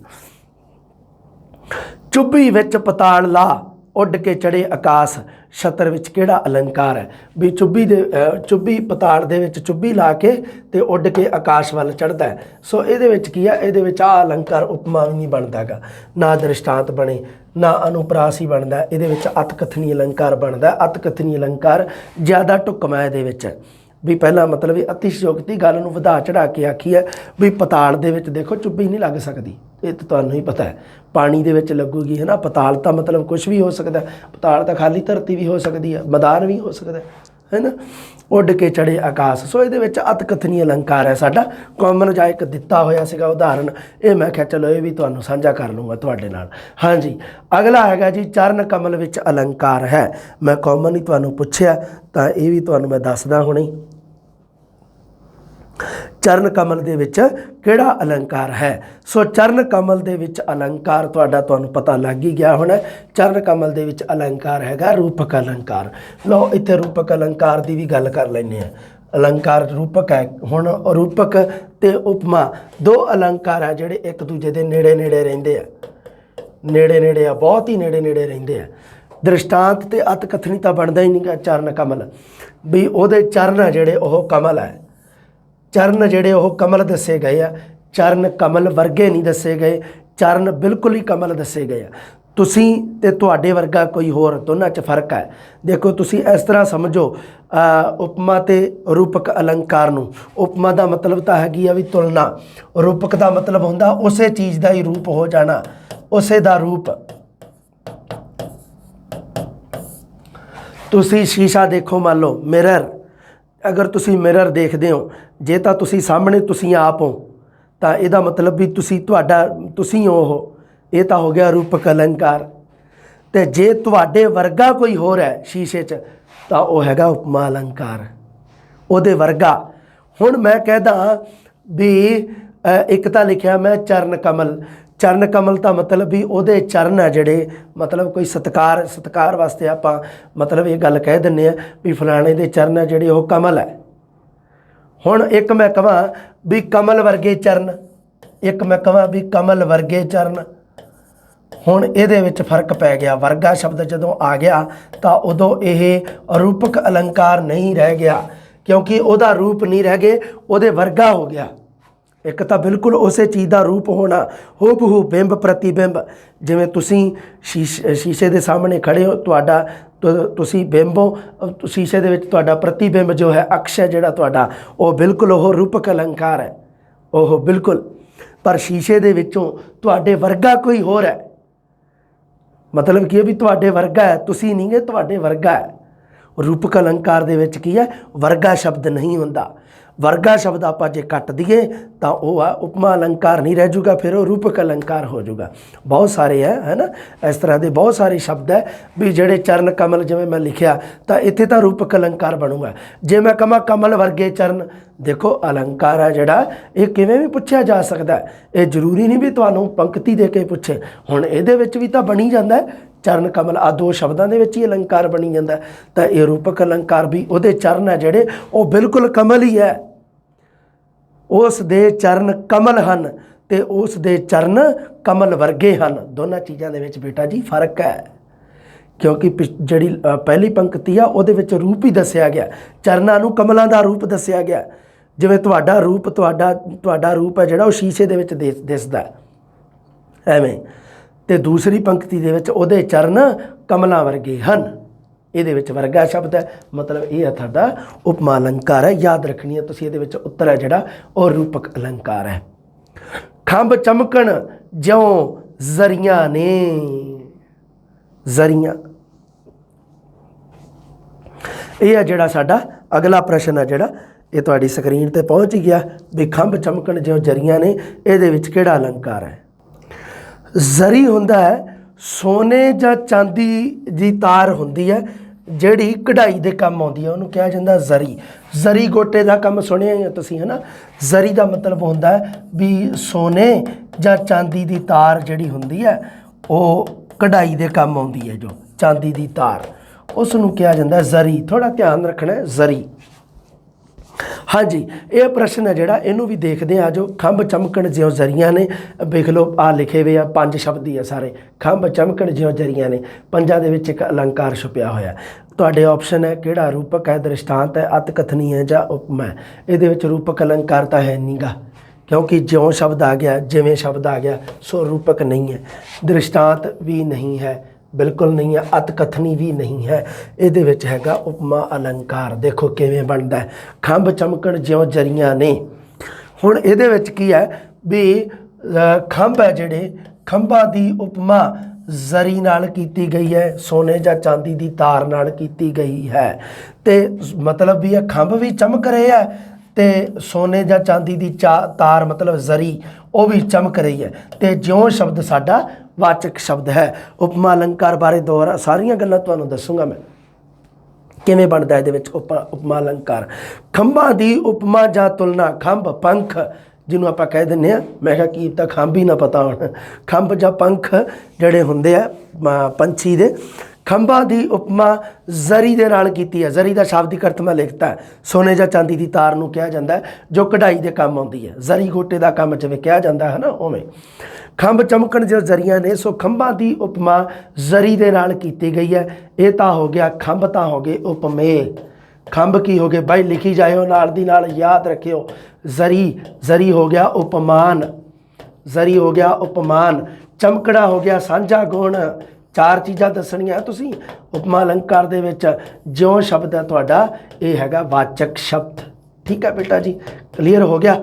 ਯਾਦ ਰੱਖਿਓ ਇਸ ਗੱਲ ਨੂੰ। ਲਓ ਜੀ, ਇਹ ਤੁਹਾਡਾ ਉੱਤਰ ਹੈ ਜਿਹੜਾ ਇਹ ਉਪਮਾ ਅਲੰਕਾਰ ਹੈ। ਵੇਹੋ ਵਿਲਸੀ ਵਾਹ ਫਿਰੀ ਵਣ ਵਣ ਵਗੀ ਜਾ, ਸਤਰ ਵਿੱਚ ਅਲੰਕਾਰ ਹੈ। ਇੱਕ ਮਾਤਰ ਅਲੰਕਾਰ ਜਿਹਨੂੰ ਸਮਝਣ ਵਾਸਤੇ ਤੁਹਾਨੂੰ ਸ਼ਬਦਾਂ ਦੇ ਅਰਥ ਆਉਂਦੇ ਹੋਣ ਨਹੀਂ ਆਉਂਦੇ ਹੋਣ ਕੋਈ ਦਿੱਕਤ ਨਹੀਂ। ਕਿਹੜਾ ਅਲੰਕਾਰ ਹੈ ਦੇਖ ਲਓ ਵੀ ਕਿਹੜਾ ਇਹਦੇ ਵਿੱਚ। ਹਾਂ, ਅਨੁਪ੍ਰਾਸ ਅਲੰਕਾਰ ਬਣ ਰਿਹਾ ਇਹਦੇ ਵਿੱਚ, ਕਿਉਂਕਿ ਵਹਿ ਅੱਖਰ ਦੀ ਜਿਹੜੀ ਦੁਹਰਾਓ ਹੈ ਉਹ ਵੇਖ ਲਓ ਕਿੰਨਾ ਹੋ ਗਿਆ, ਵਣ ਵਣ ਵਗੀ। ਵਹਿ ਅੱਖਰ ਦਾ ਦੁਹਰਾਵ ਹੋਣ ਕਰਕੇ ਇਹ ਸਾਡਾ ਅਨੁਪ੍ਰਾਸ ਅਲੰਕਾਰ ਹੈ। ਵੇਹੋ ਦਾ ਵੈਸੇ ਮਤਲਬ ਹੁੰਦਾ ਵਿਸ਼, ਜ਼ਹਿਰ, ਜ਼ਹਿਰ ਦੀ ਭਰੀ ਹੋਈ ਹਵਾ। ਵਾਹ ਹਵਾ ਫਿਰੀ ਹੈ ਜਿਹੜੀ ਉਹ ਵਣ ਵਣ ਹਰ ਦਰਖਤ ਨੂੰ ਲੱਗ ਰਹੀ ਹੈ। ਵੇਹੋ ਵਿਲਸੀ ਵਾਹ ਫਿਰੀ ਵਣ ਵਣ ਵਗੀ ਜਾ, ਇਹਦੇ ਵਿੱਚ ਸਾਡਾ ਅਨੁਪ੍ਰਾਸ ਅਲੰਕਾਰ ਹੈ। ਬਿਲਕੁਲ ਸਹੀ ਉੱਤਰ ਦਿੱਤਾ ਤੁਸੀਂ, ਬਹੁਤ ਹੁਸ਼ਿਆਰ ਹੋ ਤੁਸੀਂ, ਬਹੁਤ ਹੀ ਸ਼ਾਨਦਾਰ ਤਰੀਕੇ ਨਾਲ ਪ੍ਰਸ਼ਨ ਹੈ ਜਿਹੜੇ ਉਹ ਕਲੀਅਰ ਕਰ ਰਹੇ ਹੋ। ਪਵਨ ਗੁਰੂ ਪਾਣੀ ਪਿਤਾ ਮਾਤਾ ਧਰਤ ਮਹੱਤ, ਸਤਰ ਵਿੱਚ ਕਿਹੜਾ ਅਲੰਕਾਰ ਹੈ। ਇਹ ਤੁਸੀਂ ਚੇਤਾ ਰੱਖਣਾ ਬੇਟਾ ਜੀ। ਇਹ ਹੈ ਜਿਹੜਾ ਇੱਕ ਵਾਰੀ ਤੁਹਾਨੂੰ ਪਤਾ ਹੀ ਹੈ ਵੀ ਆ ਜਿਹੜਾ 2015 ਦੇ ਵਿੱਚ ਸ਼ਾਇਦ ਜਿਹੜੀ ਰੀਟ ਸੀ ਉਹਦੇ ਵਿੱਚ ਆਇਆ ਵੀ ਸੀ, ਇਹ ਕਾਵਟ ਟੋਟਾ ਆਇਆ ਸੀਗਾ। ਪਵਨ ਗੁਰੂ ਪਾਣੀ ਪਿਤਾ ਮਾਤਾ ਧਰਤ ਮਹੱਤ, ਦਿਵਸ ਰਾਤ ਦੋਇ ਦਾਈ ਦਾਇਆ ਖੇਲਾ ਸਗਲ ਜਗਤ, ਹੈ ਨਾ। ਇਹ ਕੀ ਹੈ ਵੀ ਇਹ ਜਪਜੀ ਸਾਹਿਬ ਜਿਹੜੀ ਕੇਂਦਰੀ ਬਾਣੀ ਮੰਨੀ ਜਾਂਦੀ ਹੈ ਗੁਰਮਤਿ ਦੀ, ਉਹ ਜਪਜੀ ਸਾਹਿਬ ਹੈ। ਜਪਜੀ ਸਾਹਿਬ ਗੁਰੂ ਨਾਨਕ ਦੇਵ ਜੀ ਦੀ ਰਚਨਾ ਹੈ। ਉਹਦੇ ਅੰਤ ਦੇ ਵਿੱਚ ਇੱਕ ਸ਼ਲੋਕ ਦੇ ਰੱਖਿਆ, ਉਹ ਹੈ ਇਹ। ਉਹਦਾ ਪਹਿਲੀ ਪੰਕਤੀ ਹੈ ਪਵਨ ਗੁਰੂ ਪਾਣੀ ਪਿਤਾ ਮਾਤਾ ਧਰਤ ਮਹੱਤ। ਸਿੱਧਾ ਜਿਹਾ ਕਾਮਨ ਹੈ, ਅਗਰ ਤੁਹਾਨੂੰ ਆ ਰਿਹਾ, ਇਹ ਬੇਟਾ ਜੀ ਰੂਪਕ ਅਲੰਕਾਰ ਹੈ ਵੀ ਇਹਦੇ ਵਿੱਚ ਦੱਸਿਆ ਗਿਆ ਵੀ ਤੁਹਾਡਾ ਗੁਰੂ ਹੈ ਜਿਹੜਾ ਉਹ ਪਵਨ ਹੈ। ਗੁਰੂ ਪਵਨ ਹੈ। ਗੁਰੂ ਪਵਨ ਮਤਲਬ ਹਵਾ। ਪਾਣੀ ਹੈ ਜਿਹੜਾ ਉਹ ਤੁਹਾਡਾ ਪਿਤਾ ਹੈ। ਪਿਤਾ ਜੋ ਹੈ ਉਹ ਪਾਣੀ ਹੈ। ਪਿਤਾ ਪਾਣੀ ਵਰਗਾ ਨਹੀਂ ਹੈ। ਜਿਹੜਾ ਆਪਣੇ ਗੁਰੂ ਹੈ ਜਿਹੜਾ ਉਹ ਪਵਨ ਵਰਗਾ ਨਹੀਂ ਹੈ। ਗੁਰੂ ਪਵਨ ਹੀ ਹੈ। ਗੁਰੂ ਪਵਨ ਹੈ, ਪਿਤਾ ਪਾਣੀ ਹੈ, ਮਾਤਾ ਧਰਤ ਮਹੱਤ। ਧਰਤੀ ਹੈ ਜਿਹੜੀ ਉਹ ਤੁਹਾਡੀ ਮਾਂ ਹੈ। ਐਵੇਂ ਨਹੀਂਗਾ ਵੀ ਧਰਤੀ ਹੈ ਜਿਹੜੀ ਉਹ ਮਾਂ ਵਰਗੀ ਹੈ। ਅਗਰ ਤਾਂ ਮੈਂ ਕਹਾਂ ਵੀ ਧਰਤੀ ਮਾਂ ਹੈ, ਉਹ ਕਹਿੰਦਾ ਹੁੰਦਾ ਨਾ ਸਿਲ ਸਟੀਏ ਧਰਤੀ ਮੇਰੀ ਮਾਂ ਹੈ। ਵੀ ਧਰਤੀ ਜਿਹੜੀ, ਜੇ ਮੈਂ ਕਹਾਂ ਵੀ ਧਰਤੀ ਮਾਂ ਹੈ ਤਾਂ ਇਹ ਤਾਂ ਹੈਗਾ ਰੂਪਕ ਵੀ ਧਰਤੀ ਮਾਂ ਹੈ, ਰੂਪ ਹੀ ਆ ਦੋਨੋਂ ਇੱਕ ਦੂਜੇ ਦਾ। ਜੇ ਮੈਂ ਕਹਾਂ ਧਰਤੀ ਮਾਂ ਵਰਗੀ ਹੈ, ਇਹ ਹੈਗਾ ਉਪਮਾ ਵੀ ਮਾਂ ਉਹਦੇ ਵਰਗੀ ਹੈ, ਬਿਲਕੁਲ ਸੇਮ ਨਹੀਂ ਗੀ, ਉਹਦੇ ਵਰਗੀ ਹੈ। ਸ਼ੀਆਂ ਵਾਂਗੂ ਗੱਜਣ ਸਭੇ ਸੂਰਮੇ ਆ ਗਿਆ ਉਦਾਹਰਣ। ਆ ਬਿਲਕੁਲ ਸਹੀ ਹੈ ਉੱਤਰ ਇਹ ਤੁਹਾਡਾ, ਤੁਸੀਂ ਦੱਸ ਹੀ ਦਿੱਤਾ ਸਾਰਿਆਂ ਨੇ, ਬਹੁਤ ਹੀ ਸ਼ਾਨਦਾਰ ਤਰੀਕੇ ਨਾਲ ਦੱਸਿਆ। ਸ਼ੀਹਾਂ ਵਾਂਗੂ ਗੱਜਣ ਸਭੇ ਸੂਰਮੇ। ਇੱਕ ਅੱਧਾ ਤੁਹਾਨੂੰ ਹੋ ਸਕਦਾ ਇਹਦਾ ਅਰਥ ਨਾ ਪਤਾ ਹੋਵੇ। ਸ਼ੀਂਹ ਮਤਲਬ ਸ਼ੇਰ ਨੂੰ ਕਿਹਾ ਜਾਂਦਾ ਹੈ। ਸ਼ੀਂਹ ਤੋਂ ਨਹੀਂ ਡਰਦੀ, ਬੱਕਰੀ ਤੋਂ ਨਹੀਂ ਡਰਦੀ, ਡਰਦੀ ਇਸ ਟੱਪ ਕਊਏ ਤੋਂ। ਸ਼ੀਂਹ ਮਤਲਬ ਸ਼ੇਰ। ਸ਼ੀਂਹ ਦਾ ਮਤਲਬ ਹੁੰਦਾ ਸ਼ੇਰ। ਸੋ ਸ਼ੇਰਾਂ ਵਾਂਗੂ ਗੱਜਣ ਸਭੇ ਸੂਰਮੇ। ਇਹ ਸਤਰ ਵਿੱਚ ਕਿਹੜਾ ਅਲੰਕਾਰ ਬਣਦਾ ਵੀ ਦ੍ਰਿਸ਼ਟਾਂਤ, ਅਨੁਪਰਾਸ, ਰੂਪਕ ਜਾਂ ਉਪਮਾ। ਸੋ ਇਹਦੇ ਵਿੱਚ ਉਪਮਾ ਅਲੰਕਾਰ ਬਣ ਰਿਹਾ। ਉਪਮਾ ਅਲੰਕਾਰ ਦਾ ਤਾਂ ਮੈਂ ਤੁਹਾਨੂੰ ਦੱਸਿਆ ਹੀ ਹੈ ਵੀ ਸਾਰੀ ਗੱਲ ਮੈਂ ਦੱਸੂਗਾ। ਉਪਮੇय, ਉਪਮਾਨ, ਸਾਂਝਾ ਗੁਣਵਾਚਕ ਸ਼ਬਦ ਕੋਈ ਵੀ ਪੁੱਛ ਲੇ, ਤੁਸੀਂ ਸ਼ਾਨਦਾਰ ਤਰੀਕੇ ਨਾਲ ਇਹਨੂੰ ਸਹੀ ਕਰਕੇ ਆਉਣਾ ਹੈ।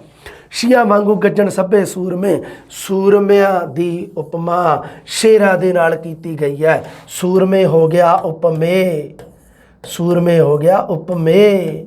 ਸ਼ੀ ਜਾਂ ਸ਼ੇਰ ਹੋ ਗਿਆ ਉਪਮਾਨ। ਕੀ ਹੋ ਗਿਆ? ਉਪਮਾਨ। ਤੇ ਵਾਂਗੂ ਹੋ ਗਿਆ ਅੱਛਾ, ਸ਼ੇਰ ਵੀ ਗੱਜਦਾ ਹੈ, ਸੂਰਮੇ ਵੀ ਜੰਗ ਦੇ ਮੈਦਾਨ ਵਿੱਚ ਗੱਜਦੇ ਹਨ। ਇਸ ਕਰਕੇ ਗੱਜਣਾ ਸ਼ਬਦ ਜੋ ਹੈ ਉਹ ਹੋ ਗਿਆ ਜੀ ਸਾਂਝਾ ਗੁਣ ਵਾਚਕ ਸ਼ਬਦ ਆ ਗਿਆ ਜੀ ਵਾਂਗ ਜਾਂ ਵਾਂਗੂ। ਸ਼ੀਆਂ ਵਾਂਗੂ ਇਹ ਤੁਹਾਡਾ ਹੋ ਗਿਆ ਵਾਚਕ शब्द। ठीक है बेटा जी। तो देवियों और सज्जनों, अगला प्रश्न आपकी कंप्यूटर स्क्रीन पर ये रहा। हाँ जी, अगले प्रश्न के बारे गल करते हैं। अगला प्रश्न है उखड़ियां नासा जिन्हां मोह जापन आले सतर विच किहड़ा अलंकार है। देखो जी, ये है जी उदाहरण, ये गुरु गोबिंद सिंह जी की चंडी दीवार तो ली गई है, जिहदे विच गुरु गोबिंद सिंह जी ये कह रहे हैं भी राक्षसां दीयां जिहड़ियां नासां है वो उखड़ियां है। उखली हुंदी है ना, ओखली विच सिर दिता तां मोलियां दा की डर, उखली विच सिर दिता। ओखली जिन्हों कह दिंदे आ, कूंडा डंडा जिहड़ा हुंदा है, कूंडा डंडा ही बनदा है ना, उखली जड़ी हुंदी है उखली। उखली उखलियां नासां जिन्हां मोह जापन आले, ते मूँह है जिहड़े उन्हां दे ओह आले जाप रहे आ। आले ਜਿਹੜੇ ਹੁੰਦੇ ਆ ਮਤਲਬ ਉਹ ਆਪਣੇ ਵੱਡੇ ਘਰਾਂ ਦੇ ਵਿੱਚ ਆਲੇ ਬਣੇ ਹੁੰਦੇ ਸੀਗੇ ਨਾ ਪਹਿਲਾਂ ਪੁਰਾਣੇ ਟਾਈਮ ਦੇ ਵਿੱਚ। ਇੱਕ ਆਲਾ ਬਣਿਆ ਹੁੰਦਾ ਸੀ ਕੰਧ ਦੇ ਵਿੱਚ ਹੀ, ਉਹਦੇ ਵਿੱਚ ਛਾਬੇ 'ਚ ਰੋਟੀਆਂ ਵਗੈਰਾ, ਸਬਜ਼ੀ, ਦਾਲ, ਲੱਸੀ, ਦਹੀਂ ਸਾਰਾ ਕੁਝ ਉਹਦੇ ਵਿੱਚ ਰੱਖਿਆ ਹੁੰਦਾ ਸੀ, ਆਲਾ। ਉਖਲੀਆਂ ਨਾਸਾਂ ਜਿਨ੍ਹਾਂ ਮੋਹ ਜਾਪਣ ਆਲੇ, ਗੁਰੂ ਗੋਬਿੰਦ ਸਿੰਘ ਜੀ ਨੇ ਇਹਦੇ ਵਿੱਚ ਕਿਹਾ ਹੈ ਵੀ ਉਹਨਾਂ ਰਾਖਸ਼ਾਂ ਦੀਆਂ ਜਿਹੜੀਆਂ ਨਾਸਾਂ ਹੁੰਦੀਆਂ, ਨੱਕ ਦੀਆਂ ਮੋਰੀਆਂ ਨੂੰ ਕਿਹਾ ਜਾਂਦਾ ਨਾਸਾਂ। ਜਿਹੜੀਆਂ ਨੱਕ ਦੀਆਂ ਮੋਰੀਆਂ, ਇਹਨਾਂ ਨੂੰ ਨਾਸਾਂ ਕਿਹਾ ਜਾਂਦਾ, ਨਾਸਾਂ। ਉਖਲੀਆਂ ਨਾਸਾਂ ਜਿਨ੍ਹਾਂ, ਉਹਨਾਂ ਦੀਆਂ ਨਾਸਾਂ ਉਖਲੀਆਂ, ਜਿਵੇਂ ਉਖਲੀਆਂ ਹੁੰਦੀਆਂ, ਤੇ ਮੋਹ ਜਾਪਣ ਆਲੇ, ਮੂੰਹ ਉਹਨਾਂ ਦੇ ਆਲੇ। ਤੇ ਇਹਦੇ ਵਿੱਚ ਹੈਗਾ ਜੀ ਰੂਪਕ ਅਲੰਕਾਰ। ਅਗਰ ਤਾਂ ਹੁੰਦਾ ਵੀ ਉਹਨਾਂ ਦੀਆਂ ਨਾਸਾਂ ਉਖਲੀਆਂ ਵਰਗੀਆਂ, मतलब की है भी नासां भी चौड़ियां होंदियां, उखली भी चौड़ी होंदी है, भी नासां चौड़ियां, ये तो हो जाता उपमा अलंकार। हुण इहदे विच लिखिया उखलियां नासां जिन्हां, भी उन्हां दियां नासां बिल्कुल उखलियां ही है, उखलियां वर्गियां नहीं है, उखलियां ही है। अगे मूँह आ जिहड़े उन्हां दे आले है, ਆਲਿਆਂ ਵਰਗੇ ਨਹੀਂਗੇ, ਮੋਹ ਜਾਪਣ ਆਲੇ ਮਤਲਬ ਆਲੇ ਹੈ, ਮੋਹ ਜਾਪਣ ਆਲੇ ਵੀ ਮੂੰਹ ਹੈ ਜਿਹੜੇ ਉਹ ਆਲੇ ਹੀ ਸਮਝੋ ਉਹਨਾਂ ਨੂੰ। ਅਗਰ ਮੈਂ ਕਹਿੰਦਾ ਵੀ ਮੂੰਹ ਹੈ ਜਿਹੜੇ ਆਲਿਆਂ ਵਰਗੇ ਹੈ ਤਾਂ ਉੱਥੇ ਹੋ ਜਾਣਾ ਸੀ ਉਪਮਾ ਅਲੰਕਾਰ। ਸੋ ਇੱਥੇ ਹੈ ਰੂਪਕ ਅਲੰਕਾਰ। ਬਸ ਆ ਜਿਉਂ ਵਾਗ ਵਾਂਗੂ ਐਸੇ ਸ਼ਬਦ ਦਾ ਹੀ ਚੱਕਰ ਆ। ਮਾਇਆ ਰੰਗ ਬਿਰੰਗ ਖਿਨਾ ਮਹਿ ਜੋ ਬਾਦਰ ਕੀ ਛਾਇਆ। ਬਾਦਰ ਕੀ ਛਾਇਆ ਬੇਟਾ ਜੀ, ਬਾਂਦਰ ਕੀ ਛਾਇਆ ਨਹੀਂਗਾ, ਧਿਆਨ ਰੱਖਣਾ। ਗੁਰਬਾਣੀ ਦੇ ਵਿੱਚ ਆ, ਗੁਰੂ ਗ੍ਰੰਥ ਸਾਹਿਬ ਜੀ ਦੇ ਵਿੱਚ ਆ। ਕਈ ਲੋਕ ਵੈਸੇ ਹੀ ਇਹਨੂੰ ਪੜ੍ਹ ਜਾਂਦੇ ਆ, ਕਈਆਂ ਨੂੰ ਪਤਾ ਨਹੀਂ ਹੁੰਦਾ ਵਿਚਾਰਿਆਂ ਨੂੰ। ਬਾਦਰ ਦਾ ਮਤਲਬ ਹੁੰਦਾ ਬਾਦਲ। ਬਾਦਰ ਦਾ ਮਤਲਬ ਹਿੰਦੀ ਦੇ ਵਿੱਚ ਜਿਹਨੂੰ ਬਾਦਲ ਤੇ ਪੰਜਾਬੀ ਦੇ ਵਿੱਚ ਆਪਾਂ ਜਿਹਨੂੰ ਕਹਿ ਦਿੰਦੇ ਆ ਬੱਦਲ। ਮਾਇਆ ਰੰਗ ਬਿਰੰਗ ਖਿਨਾ ਮਹਿ ਜੋ ਬਾਦਰ ਕੀ ਛਾਇਆ। ਇਹਦੇ ਵਿੱਚ ਲਿਖਿਆ ਗਿਆ ਹੈ ਵੀ ਮਾਇਆ ਮਤਲਬ ਜਿਹੜਾ ਸੰਸਾਰਿਕ ਮੋਹ ਮਾਇਆ ਹੈ ਉਸ ਦਾ ਰੰਗ ਖਿਨ ਪਲ ਦੇ ਵਿੱਚ ਹੀ ਬਿਰੰਗ ਹੋ ਜਾਂਦਾ ਹੈ, ਰੰਗ ਬੇਰੰਗ ਹੋ ਜਾਂਦਾ ਹੈ। ਜਿਉਂ ਬਾਦਰ ਕੀ ਛਾਇਆ, ਜਿਵੇਂ ਬੱਦਲ ਦੀ ਛਾਂ ਹੁੰਦੀ ਹੈ ਵੀ ਹੁਣ ਹੈਗੀ ਆ ਥੋੜ੍ਹੇ ਚਿਰ ਬਾਅਦ ਹੋਊਗੀ ਨਹੀਂ। ਸੋ ਇੱਥੇ ਕੀ ਹੈ, ਇਹਦੇ ਵਿੱਚ ਇਸ ਪ੍ਰਸ਼ਨ ਦੇ ਵਿੱਚ ਤੁਹਾਡਾ ਹੈ ਉਪਮਾ ਅਲੰਕਾਰ ਹੈ। ਦੇਖੋ ਕਿਵੇਂ ਵੀ ਜਿਹੜਾ ਕੀ ਹੈ, ਹਾਂ ਮਾਇਆ ਰੰਗ ਬਿਰੰਗ ਖਿਨਾ ਮਹਿ ਜਿਉਂ ਬਾਦਰ ਕੀ ਛਾਇਆ। ਬੱਦਲਾਂ ਦੀ ਛਾਂ ਦੀ ਉਪਮਾ ਮਾਇਆ ਦੇ ਰੰਗ ਦੇ ਨਾਲ ਕੀਤੀ ਹੈ। ਸੋ ਬੱਦਲਾਂ ਦੀ ਛਾਂ ਹੋ ਗਈ ਤੁਹਾਡੀ ਮਾਇਆ ਰੰਗ ਬਿਰੰਗ ਖਿਨਾ ਮਹਿ, ਬੱਦਲਾਂ ਦੀ ਛਾਂ ਹੋ ਗਈ ਤੁਹਾਡੀ ਉਪਮਾਨ। ਬੱਦਲਾਂ ਦੀ ਛਾਂ ਹੋ ਗਈ ਉਪਮਾਨ।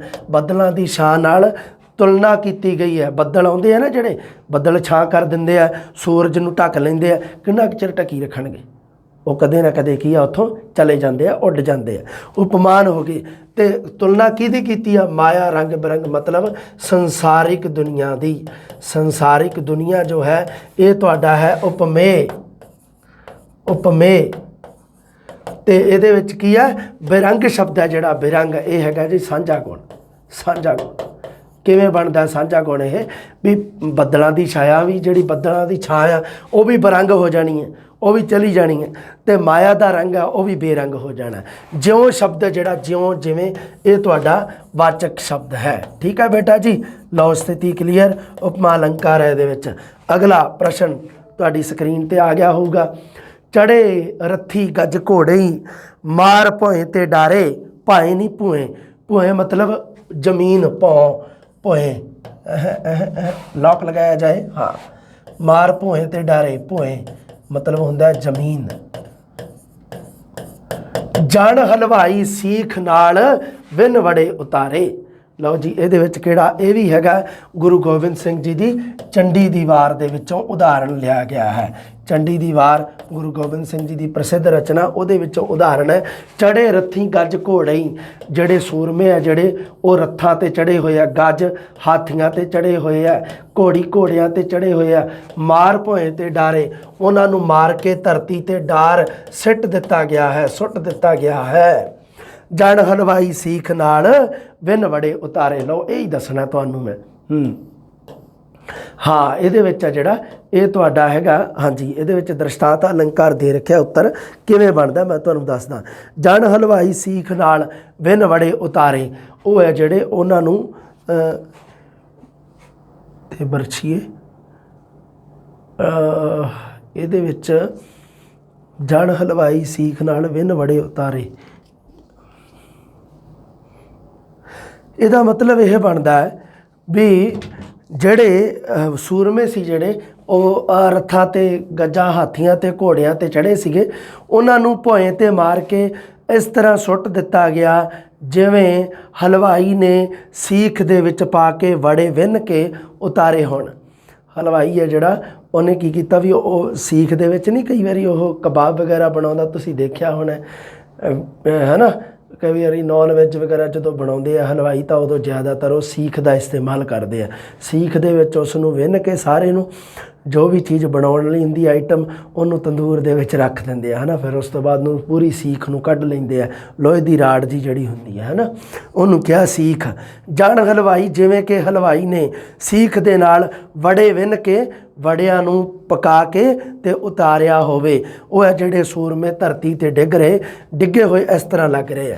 ਇਹਦੇ ਵਿੱਚ ਹੈਗਾ ਦ੍ਰਿਸ਼ਟਾਂਤ, ਇਹਦੇ ਵਿੱਚ ਉਦਾਹਰਣ ਦਿੱਤਾ ਗਿਆ ਇੱਕ ਗੱਲ ਨੂੰ ਸਮਝਾਉਣ ਵਾਸਤੇ। एक गल नूं समझाउण वास्ते दूजी गल दा उदाहरण दृष्टांत दिता गया है, दूसरी गल दा उदाहरण दिता गया है। देखो किवें गल दसनी है, मेन गल किहड़ी है गुरु गोबिंद सिंह जी ने दसनी, वो हैगी उपर वाली। चढ़े रथी गज घोड़े मार भोए ते डारे, भी वो जिहड़े सूरमे है जिहड़े वो धरती ते डिगे इस तरह लग रहे हैं। किस तरह? उदाहरण दे के दसिया भी जिवें हलवाई ने सीख नाल वड़े विन के पका के उतार लए होण। लो जी हो गया है तुहाडा इस दे विच हैगा जी दृष्टांत अलंकार। स्थिति क्लीयर है पूरी, दृष्टांत अलंकार है इहदे विच साडा। अगे डुब रत्तू नाल हो निकली बरछी दुधारी, जान रजाई उतरी पैन सूही सारी।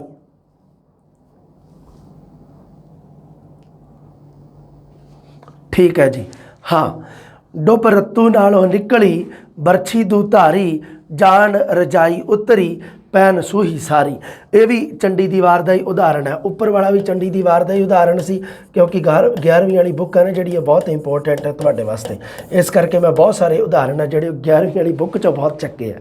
मैं कहा चलो 11वीं वाली बुक वाले उदाहरण मैं अलग ही काम करता उन्होंने लोगों नालों। लोग सोचते रहते भी आ भी चक के कर दिए, आ भी असीं पढ़ लीए, वह भी कर लीए। मैनूं यह हुंदा भी आपां एग्जैक्ट चीज़ दसीए स्टूडेंट नालों, स्टूडेंट को एग्जैक्ट दस दिए भी बेटा आ कुछ है तू पढ़न वास्ते, बस इस तो अलावा कोई लोड़ नहीं, तेनों भटकण की कोई लोड़ नहीं। बस ताई तुहाडे सामने एक्सप्लेन कर देना, तुहानूं होर सौखा हो जाऊगा। अर्थ वगैरह दे मतलब की है भी इहदे विच तुहानूं अर्थ संचार दे विच प्रॉब्लम नहीं आऊगी। हाँ जी, डुब रत्तू नाल हो निकली बरछी दुधारी, मतलब की है भी जिवें एवें समझो भी वो बरछी है जिहड़ी जदों राक्षस दे वजी, चंडी दी वार दे विच राक्षसां दी ते दुर्गा देवी दी लड़ाई दा, दुर्गा माँ दी लड़ाई दा वर्णन है। इहदे विच की है भी राक्षस ते जदों वो बरछी, बरछी एक हथियार नूं कहा जाता है, बरछी एक हथियार है जो उस राक्षस दे जदों मारिया गया तो वह दो धारां वाली दोनों पासे तिखी, उसनूं कहा जाता दो धारी बरछी जदों मारी गई तो वह बरछी है जिहड़ी डुब रत्तू, रत्तू मतलब रत, रत मतलब लहू, लहू दे विचों डुब के इस तरह निकली जिवें जान, जिवें रजाई मतलब शहजादी, शहजादी उतरी पैन सूही सारी, सारी मतलब होंदा है साड़ी, औरतां दे पहनण वाला एक वस्त्र साड़ी। हुण इहदे विच की आ भी वो बरछी जदों राक्षस दे वजी तां वो बरछी जदों वापस राक्षस दे शरीर विचों कड्ढी गई तां वो बरछी है जिहड़ी वो लहू दे नाल डुब के इस तरह निकली जिवें एक शहजादी महलां दे विचों लाल रंग की साड़ी पा के निकली होवे। क्या उदाहरण दिता है गुरु गोबिंद सिंह जी ने, बड़ी कमाल कराई है। सो ये है जिहड़ा ये उदाहरण दिता है, एक दृष्टांत अलंकार है। इस दे विच सूल सुराही खंजर प्याला सतर विच केड़ा अलंकार है? ये है जी ये सूल सुराही खंजर प्याला, ये भी गुरु गोबिंद सिंह जी ने देखो पंजाबी दे विच दो रचनावां कीतियां। पंजाबी भाषा दे विच गुरु गोबिंद सिंह जी दीयां दो रचनावां, एक चंडी दी वार, एक ख्याल है जिहदा नाम है मित्र प्यारे नूं। ये उदाहरण उहदे विचों लिया गया। मित्र प्यारे नूं हाल मरीदां दा कहना, तुध बिन रोग रजाइयां दा ओढ़ण, नाग निवासां दे रहना, सूल सुराही खंजर प्याला, बिंग कसाइयां दा सहना, यारड़े दा सानू सत्थर चंगा, पट खेड़ियां दा रहना। इहदे विचों उदाहरण लिया गया सूल सुराही खंजर प्याला। गुरु गोबिंद सिंह जी कहंदे भी सानू जिहड़ी सुराही, सुराही एक बर्तन हुंदा है, बर्तन, प्याला भी एक बर्तन है, सुराही प्याला एक बर्तन हैं। सुराही है जिहड़ी वो सानू सूल लगदी है, सूल, सूल मतलब होंदा है, सूल दा काम की है बेटा जी? चुभना, मतलब सुराही है जिहड़ी वो सानू चुभदी है, सूल लगदी है सानू, सूल है साडे वास्ते सुराही। बर्तन कहण दा मतलब की है भी जिहड़े मतलब की है भी हुण सुराही प्याला ये हुंदियां चीज़ां राजियां महाराजियां दे। गुरु गोबिंद सिंह जी कहते भी सानू राजिया महाराजिया वाला जीवन है जिहड़ा ये हुण बहुत भैड़ा लगता है। माछीवाड़े के जंगलों में पे सी जदों गुरु गोबिंद सिंह जी, जदों उन्हां दा सारा परिवार उन्हां तो विछड़ गया सी, उदों गुरु गोबिंद सिंह जी ने वो ख्याल माछीवाड़े के जंगलों में पे पे ये शब्द उचारिया सी। ਉਹ ਕੀ ਕਹਿੰਦੇ ਪਰਮਾਤਮਾ ਨੂੰ ਸੰਬੋਧਨ ਕਰਦੇ ਆ, ਕਹਿੰਦੇ ਸੂਲ ਸੁਰਾਹੀ, ਜਿਹੜੀ ਸੁਰਾਹੀ ਹੈ ਉਹ ਸਾਨੂੰ ਸੂਲ ਹੈ ਸਾਡੇ ਵਾਸਤੇ ਇੱਕ। ਸੂਲ ਦਾ ਕੰਮ ਕੀ ਹੈ? ਚੁਭਣਾ, ਮਤਲਬ ਸੁਰਾਹੀ ਹੈ ਜਿਹੜੀ ਚੁਭਦੀ ਹੈ। ਸੂਲ ਸੁਰਾਹੀ, ਖੰਜਰ ਪਿਆਲਾ, ਪਿਆਲਾ ਖੰਜਰ ਹੈ। ਖੰਜਰ ਇੱਕ ਹਥਿਆਰ ਹੁੰਦਾ ਬੇਟਾ ਜੀ, ਜਿਹਨੂੰ ਜਿਹੜਾ ਮਤਲਬ ਕਿ ਇੱਕ ਚਾਕੂ ਹੁੰਦਾ ਹੈ ਵੱਡਾ ਸਾਰਾ। ਖੰਜਰ ਇੱਕ ਹਥਿਆਰ, ਚਾਕੂ ਜਿਹਨੂੰ ਆਪਾਂ ਕਹਿ ਦਿੰਦੇ, ਸੋ ਇੱਕ ਹਥਿਆਰ ਹੈ। ਐਂ ਹੀ ਲਿਖ ਦਿੰਦਾ ਮੈਂ, ਹਥਿਆਰ ਹੈ। ਇਹਦੇ ਵਿੱਚ ਹੈਗਾ ਜੀ ਰੂਪਕ ਅਲੰਕਾਰ। ਅਗਰ ਤਾਂ ਮੈਂ ਕਹਿੰਦਾ ਵੀ ਜਿਹੜੀ ਸੁਰਾਹੀ ਹੈ ਉਹ ਸੂਲ ਵਾਂਗੂ ਚੁੱਭਦੀ ਹੈ, ਹੁਣ ਇਹ ਤਾਂ ਹੁੰਦਾ ਉਪਮਾ ਅਲੰਕਾਰ। ਸੁਰਾਹੀ ਸੂਲ ਵਾਂਗੂ ਚੁੱਭਦੀ ਹੈ, ਸੁਰਾਹੀ ਉਪਮੇय ਹੋ ਜਾਣਾ ਸੀ, ਸੂਲ ਨੇ ਉਪਮਾਨ ਹੋ ਜਾਣਾ ਸੀ। ਸੁਰਾਹੀ ਵੀ ਚੁੱਭ ਰਹੀ ਹੈ, ਸੂਲ ਦਾ ਕੰਮ ਵੀ ਚੁੱਭਣਾ, ਸਾਂਝਾ ਗੁਣ ਹੋ ਗਿਆ ਚੁੱਭਣਾ, ਤੇ ਵਾਂਗ ਹੈ ਜਿਹੜਾ ਸ਼ਬਦ ਉਹ ਤੁਹਾਡਾ ਵਾਚਕ ਸ਼ਬਦ ਹੋ ਜਾਣਾ ਸੀਗਾ। ਪਰ ਇੱਥੇ ਇਹ ਰੂਪਕ ਅਲੰਕਾਰ ਤੁਹਾਨੂੰ ਦੱਸਿਆ ਸੀ ਨਾ, ਉਪਮਾ ਤੇ ਰੂਪਕ 'ਚ ਬਹੁਤ ਥੋੜ੍ਹਾ ਜਿਹਾ ਫਰਕ ਹੈ, ਬਸ ਇੰਨਾ ਹੀ ਫਰਕ ਹੈ। ਸੂਲ ਸੁਰਾਹੀ, ਖੰਜਰ ਪਿਆਲਾ। ਸੁਰਾਹੀ ਹੈ ਜਿਹੜੀ ਉਹ ਸਾਡੇ ਵਾਸਤੇ ਸੂਲ ਹੈ, ਤੇ ਅਗਰ ਮੈਂ ਕਹਾਂ ਵੀ ਸੁਰਾਹੀ ਸਾਡੇ ਵਾਸਤੇ ਸੂਲ ਵਰਗੀ ਹੈ ਤਾਂ ਇਹਦਾ ਮਤਲਬ ਉਪਮਾ ਅਲੰਕਾਰ ਹੁੰਦਾ। ਪਰ ਇੱਥੇ ਲਿਖਿਆ ਵੀ ਸੁਰਾਹੀ ਹੈ ਜਿਹੜੀ ਉਹ ਸੂਲ ਹੈ, ਸੂਲ ਵਰਗੀ ਨਹੀਂ ਗੀ, ਸੂਲ ਹੈ। ਫਰਕ ਹੈ ਦੋਨਾਂ ਚੀਜ਼ਾਂ 'ਚ, ਯਾਦ ਰੱਖਿਓ। ਅੱਗੇ ਖੰਜਰ ਪਿਆਲਾ, ਪਿਆਲਾ ਜਿਹੜਾ ਉਹ ਖੰਜਰ ਹੈ। ਅਗਰ ਹੁੰਦਾ ਪਿਆਲਾ ਖੰਜਰ ਵਰਗਾ ਹੈ ਤਾਂ ਉਪਮਾ ਅਲੰਕਾਰ ਹੋ ਜਾਣਾ ਸੀ। ਅਗਰ ਪਿਆਲਾ ਖੰਜਰ ਹੈ ਤਾਂ ਰੂਪਕ ਅਲੰਕਾਰ ਹੈ। ਕਈ ਸਿਫਤ ਹਜ਼ਾਰੇ ਦੀ ਆਖ ਸਕਾਂ, ਗੋਇਆ ਬਹਿਸ਼ਤ ਜ਼ਮੀਨ ਤੇ ਆਇਆ ਹੀ। ਇਹਦੇ ਵਿੱਚ ਹੈਗਾ ਜੀ ਸਾਡਾ, ਹਾਂਜੀ ਲਓ ਜੀ, ਇਹਦੇ ਬਾਰੇ ਸਭ ਤੋਂ ਪਹਿਲਾਂ ਤਾਂ ਸੁਣ ਲਓ। ਇਹ ਵੀ ਮੈਂ 11ਵੀਂ ਵਾਲੀ ਬੁੱਕ ਦੇ ਵਿੱਚੋਂ ਹੀ ਉਦਾਹਰਣ ਲਿਆ ਆ, ਤੇ ਇਹ ਹੈ ਜਿਹੜਾ ਇਹ ਹੀਰ ਵਾਰਿਸ਼ ਦੇ ਵਿੱਚੋਂ ਲਿਆ ਗਿਆ। ਹੀਰ ਜਿਹੜੀ ਵਾਰਿਸ ਸ਼ਾਹ ਨੇ ਲਿਖੀ ਹੈ, ਇਹਦਾ ਤੁਸੀਂ ਦੇਖ ਸਕਦੇ ਹੋ। ਤੁਹਾਨੂੰ ਪਤਾ ਹੀ ਹੈ ਵਾਰਿਸ ਸ਼ਾਹ ਨੇ ਜਿਹੜੀ ਹੀਰ ਲਿਖੀ ਹੈ ਉਹ ਬੈਤ ਛੰਦ ਦੇ ਵਿੱਚ ਲਿਖੀ ਹੋਈ ਹੈ। ਬੈਤ ਛੰਦ ਜਿਹੜਾ 40 ਜਾਂ 41 ਜਾਂ ਕਿਤੇ 42 ਮਾਤਰਾ ਬਣਦੀਆਂ ਸੀਗੀਆਂ, ਮਾਤਰਿਕ ਛੰਦ ਹੈ। ਇਹਦਾ ਤੁਸੀਂ ਇਹ ਵੀ ਦੇਖ ਸਕਦੇ ਹੋ, ਮਾਤਰਿਕ ਛੰਦ ਵੀ ਹੈ। ਕਈ ਸਿਫਤ ਹਜ਼ਾਰੇ ਦੀ ਆਖ ਸਕਾ, ਗੋਇਆ ਬਹਿਸ਼ਤ ਜ਼ਮੀਨ ਤੇ ਆਇਆ ਹੀ। ਪਹਿਲਾ ਵਿਸ਼ਰਾਮ 20 ਜਾਂ 21 ਤੇ ਦੂਸਰਾ ਵੀ 20 22 ਤੇ ਹੀ ਹੋਊਗਾ, ਮਤਲਬ ਟੋਟਲ 40 ਜਾਂ 42 ਮਾਤਰਾਵਾਂ ਬਣਨਗੀਆਂ। ਦੇਖ ਸਕਦੇ ਹੋ ਤੁਸੀਂ। ਹੀਰ ਵਾਰਿਸ਼ ਹੈ ਜਿਹੜੀ ਉਹ ਬੈਤ ਛੰਦ ਦੇ ਵਿੱਚ ਲਿਖੀ ਗਈ ਹੈ। ਲਓ ਵੀ ਇਹਦੇ ਵਿੱਚ ਇਹਦਾ ਉੱਤਰ ਹੈ ਜਿਹੜਾ, ਇਹ ਪ੍ਰਸ਼ਨ ਹੈ ਜਿਹੜਾ, ਪ੍ਰਸ਼ਨ ਦੁਬਾਰੇ ਰਿਪੀਟ ਕਰਾਂ ਮੈਂ। ਕਹੀ ਸਿਫਤ ਹਜ਼ਾਰੇ ਦੀ ਆਖ ਸਕਾਂ, ਗੋਇਆ ਬਹਿਸ਼ਤ ਜ਼ਮੀਨ ਤੇ ਆਇਆ ਹੀ। ਗੋਇਆ ਦਾ ਮਤਲਬ ਹੁੰਦਾ ਮਾਨੋ, ਮਾਨਾ ਕੇ ਮਾਨੋ ਜਿਵੇਂ। ਬਹਿਸ਼ਤ ਦਾ ਮਤਲਬ ਹੁੰਦਾ ਸਵਰਗ, ਬਹਿਸ਼ਤ ਦਾ ਮਤਲਬ ਹੁੰਦਾ ਸਵਰਗ। ਤੇ ਦੋਜਖ ਦਾ ਮਤਲਬ ਹੁੰਦਾ ਨਰਕ। ਬਹਿਸ਼ਤ ਸਵਰਗ, ਦੋਜਖ ਦਾ ਮਤਲਬ ਹੁੰਦਾ ਨਰਕ।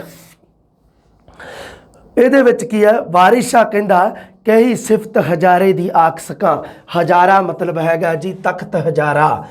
ਹਜ਼ਾਰਾ ਮਤਲਬ ਤਖਤ ਹਜ਼ਾਰਾ, ਪਿੰਡ ਦਾ ਨਾਮ ਲਿਆ ਗਿਆ। ਤਖਤ ਹਜ਼ਾਰਾ ਤੁਹਾਨੂੰ ਪਤਾ ਹੈ ਰਾਂਝੇ ਦਾ ਪਿੰਡ ਸੀਗਾ। ਰਾਂਝੇ ਦਾ ਪਿੰਡ ਤਖਤ ਹਜ਼ਾਰਾ, ਜਿੱਥੇ ਰਾਂਝਾ ਜੰਮਿਆ ਪਲਿਆ ਸੀਗਾ, ਰਾਂਝੇ ਦਾ ਪਿੰਡ ਸੀ ਤਖਤ ਹਜ਼ਾਰਾ। ਤੇ ਹੀਰ ਦਾ ਪਿੰਡ ਤੁਹਾਨੂੰ ਪਤਾ ਹੀ ਹੈ ਝੰਗ ਸਿਆਲ ਸੀ। ਸੋ ਤਾਂ ਹੀ ਤਾਂ ਹੀਰ ਨੂੰ ਕਿਹਾ ਜਾਂਦਾ ਸਿਆਲਾਂ ਦੀ ਹੀਰ, ਸਿਆਲਾਂ ਦੀ ਨੱਢੀ, ਪਤਾ ਨਹੀਂ ਕੀ ਹੋਰ। ਕਈ ਸਿਫਤ ਹਜ਼ਾਰੇ ਦੀ ਆਖ ਸਕਾਂ, ਗੋਇਆ ਬਹਿਸ਼ਤ ਜ਼ਮੀਨ ਤੇ ਆਇਆ ਹੀ। ਮੈਂ ਉਸ ਰਾਂਝੇ ਦੇ ਤਖਤ ਹਜ਼ਾਰੇ ਪਿੰਡ ਦੀ ਕਈ ਸਿਫਤ ਆਖਾਂ, ਇਸ ਤਰ੍ਹਾਂ ਲੱਗ ਰਿਹਾ ਗੋਇਆ ਮਾਨੋ ਜਿਵੇਂ ਸਵਰਗ ਧਰਤੀ ਤੇ ਉੱਤਰ ਆਇਆ ਹੋਵੇ। ਇਹ ਹੈ ਜੀ ਦ੍ਰਿਸ਼ਟਾਂਤ ਅਲੰਕਾਰ।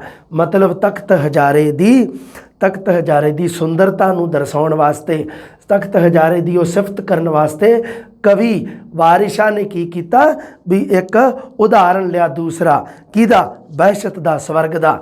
ਵੀ ਇਸ ਤਰ੍ਹਾਂ ਲੱਗ ਰਿਹਾ, ਦ੍ਰਿਸ਼ਟਾਂਤ ਕਿਹੜਾ ਦਿੱਤਾ? ਇਸ ਤਰ੍ਹਾਂ ਲੱਗ ਰਿਹਾ ਵੀ ਜਿਵੇਂ ਸਵਰਗ ਧਰਤੀ ਤੇ ਉੱਤਰ ਆਇਆ ਹੋਵੇ। ਤਪਦੀ ਵਾਓ ਵੱਗੇ ਅਸਮਾਨੀ, ਪੰਛੀ ਮਾਰ ਉਤਾਰੇ। ਲਓ ਜੀ ਇਹ ਹੈ ਜਿਹੜਾ ਇਹ ਲਿਆ ਗਿਆ ਹੈ ਉਦਾਹਰਣ, ਹਾਂਜੀ ਹਾਸ਼ਮ ਦੀ ਸੱਸੀ ਪੁੰਨੂ ਦੇ ਵਿੱਚ। ਹਾਸ਼ਮ ਸ਼ਾਹ ਨੇ ਇੱਕ ਕਿੱਸਾ ਲਿਖਿਆ ਸੱਸੀ ਪੁੰਨੂ। ਮੈਂ ਤੁਹਾਨੂੰ ਦੱਸਿਆ ਸੀਗਾ, ਥੋੜੀ ਜਿਹੀ ਗੱਲ ਨਾਲ ਇਤਿਹਾਸ ਦੀ ਵੀ ਤੁਹਾਨੂੰ ਦੱਸਦਾ ਜਾਊਂਗਾ, ਸ਼ਾਇਦ ਤੁਹਾਡੀ ਜ਼ਿੰਦਗੀ ਵਿੱਚ ਕਿਤੇ ਕੰਮ ਆ ਜੇ, ਕੀ ਤਾਂ ਇਸ ਪੇਪਰ 'ਚ ਹੀ ਆ ਜੇ। ਇਹ ਜਿਹੜਾ ਕਿੱਸਾ ਸੱਸੀ ਪੁੰਨੂ ਹੈ ਇਹ ਦਵਈਆ ਛੰਦ ਦੇ ਵਿੱਚ ਲਿਖਿਆ ਗਿਆ। ਦਵਈਆ ਛੰਦ ਦੇ ਵਿੱਚ ਨਾਲ ਛੰਦ ਵੀ ਤੁਹਾਡੇ ਫੇਰ ਕਲੀਅਰ ਹੁੰਦੇ ਜਾਣਗੇ। ਤੁਹਾਨੂੰ ਪਤਾ ਵੀ ਦਵਈਆ ਛੰਦ ਨੂੰ ਸਭ ਤੋਂ ਪਹਿਲਾਂ ਪੰਜਾਬੀ ਸਾਹਿਤ ਦੇ ਵਿੱਚ ਵਰਤਿਆ ਗਿਆ ਸੀ। ਸਭ ਤੋਂ ਪਹਿਲਾ ਕਿੱਸਾ ਜਿਹੜਾ ਹੀਰ ਦਵਈਆ ਛੰਦ ਦੇ ਵਿੱਚ ਲਿਖਿਆ ਗਿਆ ਸੀਗਾ। ਲਿਖਣ ਵਾਲਾ ਕੌਣ ਸੀ? ਦਮੋਦਰ। ਦਮੋਦਰ ਨੇ ਹੀਰ ਦਵਈਆ ਛੰਦ 'ਚ ਲਿਖੀ ਹੈ। ਉਵੇਂ ਹੀ ਹਾਸ਼ਮ ਸ਼ਾਹ ਨੇ ਸੱਸੀ ਪੁੰਨੂ ਕਿੱਸਾ ਜਿਹੜਾ ਉਹ ਦਵਈਆ ਛੰਦ ਦੇ ਵਿੱਚ ਲਿਖਿਆ। ਉਹਦੇ ਵਿੱਚ ਇੱਕ ਉਦਾਹਰਨ ਹੈ, ਦੇਖ ਲਓ ਦਵਈਆ ਛੰਦ ਦਾ ਕੀ ਹੁੰਦਾ ਹੈ, ਇਹਦੀ ਪਹਿਚਾਣ ਕੀ ਹੈ। 28 ਮਾਤਰਾ ਵਾਲਾ ਛੰਦ, ਪਹਿਲਾ ਵਿਸ਼ਰਾਮ 16, ਦੂਸਰਾ 12। ਲਓ ਜੀ ਇਹਦਾ ਦੇਖੋ, ਤਪਦੀ ਵਾਓ ਵੱਗੇ ਅਸਮਾਨੀ ਪੰਛੀ ਮਾਰ ਉਤਾਰੇ। ਤਪਦੀ ਵਾਓ, ਵਾਓ ਹੁੰਦੀ ਹੈ ਹਵਾ, ਅਸਮਾਨ ਦੇ ਵਿੱਚ ਇੰਨੀ ਤਪਦੀ ਇੰਨੀ ਬਲਦੀ ਹਵਾ ਵਗ ਰਹੀ ਹੈ ਕਿ ਉਸ ਨੇ ਪੰਛੀ ਮਾਰ ਕੇ ਉਤਾਰ ਕੇ ਥੱਲੇ ਸਿੱਟ ਦਿੱਤੇ। ਐਵੇਂ ਹੋ ਸਕਦਾ ਹੈ ਹਵਾ ਕਿੰਨੀ ਵੀ ਗਰਮ ਵਗ ਜੇ, ਪੰਛੀ ਕਦੇ ਵੀ ਥੱਲੇ ਨਹੀਂ ਡਿੱਗਣਗੇ। ਇਸ ਕਰਕੇ ਇਹਦੇ ਵਿੱਚ ਕੀ ਕੀਤਾ ਕਵੀ ਨੇ, ਗੱਲ ਨੂੰ ਵਧਾ ਚੜਾ ਕੇ ਪੇਸ਼ ਕੀਤਾ ਹੈ। ਗੱਲ ਨੂੰ ਕੀ ਕੀਤਾ ਬੇਟਾ ਜੀ, ਵਧਾ ਚੜਾ, ਲੂਣ ਮਿਰਚ ਮਸਾਲਾ ਲਾ, ਸਾਰਾ ਕੁਝ ਵਧਾ ਚੜਾ ਕੇ ਪੇਸ਼ ਕੀਤਾ। ਇਸ ਕਰਕੇ ਇਹ ਹੈਗਾ ਜੀ ਅਤ ਕਥਨੀ ਅਲੰਕਾਰ। ਇਹ ਤੁਹਾਡਾ ਸਹੀ ਉੱਤਰ ਅਤ ਕਥਨੀ ਅਲੰਕਾਰ। ਅਗਲਾ ਪ੍ਰਸ਼ਨ ਵੀ ਉਵੇਂ ਦਾ ਹੀ ਹੈ। ਆ ਸਾਰੇ ਪ੍ਰਸ਼ਨ ਹੈ ਜਿਹੜੇ ਇਹ ਇੱਕੋ ਹੀ ਉਸੇ ਕਿੱਸੇ ਦੇ ਵਿੱਚੋਂ ਲਏ ਗਏ ਆ। ਅਗਲੇ ਤਿੰਨੇ ਉਦਾਹਰਣ, ਤਪਦੀ ਵਾਓ ਵੱਗੇ ਅਸਮਾਨੀ ਪੰਛੀ ਮਾਰ ਉਤਾਰੇ, ਮਾਰੂ ਰੇਤ ਤਪੇ ਵਿੱਚ ਥੜਦੇ, ਜਿਉ ਜੋ ਭੰਨਣ ਪਠਿਆਰੇ, ਸੂਰਜ ਭੱਜ ਵੜਿਆ ਵਿੱਚ ਬੱਦਲੀ, ਡਰਦਾ ਲਿਸ਼ਕ ਨਾ ਮਾਰੇ। ਇਹ ਹੈ ਜਿਹੜੇ ਇਹ ਸਾਡੇ ਸਾਰੇ ਹੀ ਉਦਾਹਰਣ ਹੈ ਜਿਹੜੇ। ਹਾਂਜੀ ਇਹ 20 ਨੰਬਰ ਅਗਲਾ ਦੇਖਦੇ ਹਾਂ। ਹਾਂਜੀ, ਮਾਰੂ ਰੇਤ ਤਪੇ ਵਿੱਚ ਥੜਦੇ, ਜਿਉ ਜੋ ਭੰਨਣ ਪਠਿਆਰੇ। ਇਹਦੇ ਵਿੱਚ ਕਿਹੜਾ ਜੀ, ਹਾਂਜੀ ਇਹ ਪ੍ਰਸ਼ਨ ਹੈ ਜਿਹੜਾ ਤੁਹਾਡਾ, ਇਹਦੇ ਵਿੱਚ ਹਾਂਜੀ ਦੱਸੋ ਜੀ ਕਿਹੜਾ ਅਲੰਕਾਰ ਹੈ ਇਹਦੇ ਵਿੱਚ। ਹਾਂ ਕੁਛ ਤੁਸੀਂ ਸਹੀ ਦੱਸ ਰਹੇ ਹੋ, ਬਾਕੀ ਤੁਸੀਂ ਉੱਧਰ ਦੇਖ ਹੀ ਲਿਆ। ਹਾਂਜੀ ਇਹ ਹੈ ਜਿਹੜਾ ਸਾਡਾ ਉਪਮਾ ਅਲੰਕਾਰ ਹੈ। ਉਪਮਾ ਅਲੰਕਾਰ ਕਿਵੇਂ ਬਣਦਾ ਦੇਖ ਸਕਦੇ ਹਾਂ ਆਪਾਂ ਹੁਣੀ। ਉਪਮਾ ਅਲੰਕਾਰ ਦੇ ਵਿੱਚ ਚਾਰਾਂ ਚੀਜ਼ਾਂ ਦੀ ਗੱਲ ਕਰਾਂਗੇ। ਉਪਮੇय, ਉਪਮਾਨ, ਸਾਂਝਾ ਗੁਣਵਾਚਕ ਸ਼ਬਦ। ਮਾਰੂ ਰੇਤ ਤਪੇ ਵਿੱਚ ਥੜਦੇ, ਮਾਰੂ ਮਤਲਬ ਮਾਰੂ ਥਲ ਦਾ ਰੇਤਾ, ਉਸ ਥਲ ਦੇ ਵਿੱਚ ਇਸ ਤਰ੍ਹਾਂ ਤਪ ਰਿਹਾ ਹੈ ਜਿਉਂ ਜੌਂ ਭੁੰਨਣ ਪਠਿਆਰੇ, ਜਿਵੇਂ ਪਠਿਆਰੇ ਜਿਹੜੇ ਹੁੰਦੇ ਆ ਉਹ ਜੌਂ ਭੁੰਨਦੇ ਹੋਣ। ਲਓ ਜੀ ਹੁਣ ਕੀ ਹੈ ਵੀ ਮਾਰੂ ਰੇਤ ਦੀ ਤੁਲਨਾ ਜੌਂਾਂ ਦੇ ਨਾਲ ਕੀਤੀ ਗਈ ਹੈ। ਜੌਂ ਇੱਕ ਫਸਲ ਹੈ, ਤੁਹਾਨੂੰ ਪਤਾ ਹੀ ਹੈ। ਹਾਂਜੀ ਮਾਰੂ ਰੇਤ ਹੈਗਾ ਔਰ ਰੇਤ ਆ ਜਿਹੜੀ, ਰੇਤ ਮਤਲਬ ਮਾਰੂ ਰੇਤ ਤਾਂ ਕੀ, ਰੇਤ ਹੀ ਸਮਝੋ।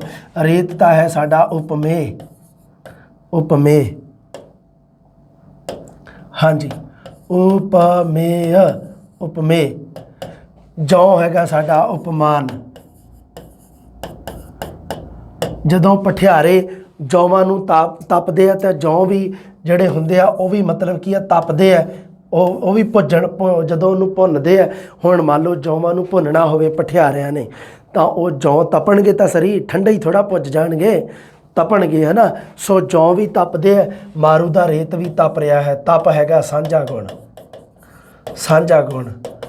ਤੇ ਜਿਹੜਾ ਹੈਗਾ ਜਿਉਂ ਸ਼ਬਦ ਇਹ ਤੁਹਾਡਾ ਹੈਗਾ ਵਾਚਕ ਸ਼ਬਦ। ਜਿਉਂ ਜਿਵੇਂ ਇਹ ਵਾਚਕ ਸ਼ਬਦ ਹੈ ਤੁਹਾਡਾ। ਲਓ ਜੀ ਕਲੀਅਰ ਹੋ ਗਿਆ। ਇਹ ਤੁਹਾਡਾ ਉੱਤਰ ਹੈ ਜਿਹੜਾ ਉਪਮਾ ਅਲੰਕਾਰ ਹੈ। ਸੂਰਜ ਭੱਜ ਵੜਿਆ ਵਿੱਚ ਬੱਦਲੀ, ਡਰਦਾ ਲਿਸ਼ਕ ਨਾ ਮਾਰੇ। ਉਸੇ ਤੋਂ ਹੀ ਫਿਰ ਉਸੇ ਕਿਸੇ ਚੋਂ ਹੀ ਉਦਾਹਰਣ ਹੈ। ਦਵਾਈਆ ਹੀ ਛੰਦ ਹੈ ਇਹਦੇ ਵਿੱਚ, 28 ਮਾਤਰਾ ਵਾਲਾ, 16 12 ਵਾਲਾ। ਤੇ ਇਹ ਹੈ ਜਿਹੜਾ ਇਹਦੇ ਵਿੱਚ ਅਗਲਾ ਪ੍ਰਸ਼ਨ ਹੈ ਜਿਹੜਾ ਤੁਹਾਡਾ ਇਹ ਹੈ ਵੀ ਸੂਰਜ ਭੱਜ ਵੜਿਆ ਵਿੱਚ ਬੱਦਲੀ, ਡਰਦਾ ਲਿਸ਼ਕ ਨਾ ਮਾਰੇ। ਇਹਦੇ ਵਿੱਚ ਕਿਹੜਾ ਅਲੰਕਾਰ ਹੈ ਜੀ, ਦ੍ਰਿਸ਼ਟਾਂਤ ਹੈ, ਉਪਮਾ ਹੈ, ਅਤ ਕਥਨੀ ਹੈ, ਅਨੁਪਰਾਸ ਹੈ। ਚਲੋ ਮੈਂ ਇਹਦੇ ਅਰਥ ਕਰ ਦਿੰਦਾ, ਤੁਹਾਨੂੰ ਉਹਦੇ ਪਤਾ ਲੱਗ ਜੂ। ਸੂਰਜ ਆ ਜਿਹੜਾ ਉਹ ਭੱਜ ਕੇ ਡਰਦਾ ਬੱਦਲਾਂ ਦੇ ਵਿੱਚ ਵੜ ਗਿਆ ਤੇ ਡਰਦਾ ਲਿਸ਼ਕ ਨਹੀਂ ਮਾਰ ਰਿਹਾ, ਮਤਲਬ ਆਪਣੀ ਚਮਕ ਨਹੀਂ ਮਾਰ ਰਿਹਾ, ਡਰਦਾ ਬੱਦਲਾਂ ਦੇ ਓਲੇ ਵੜ ਗਿਆ।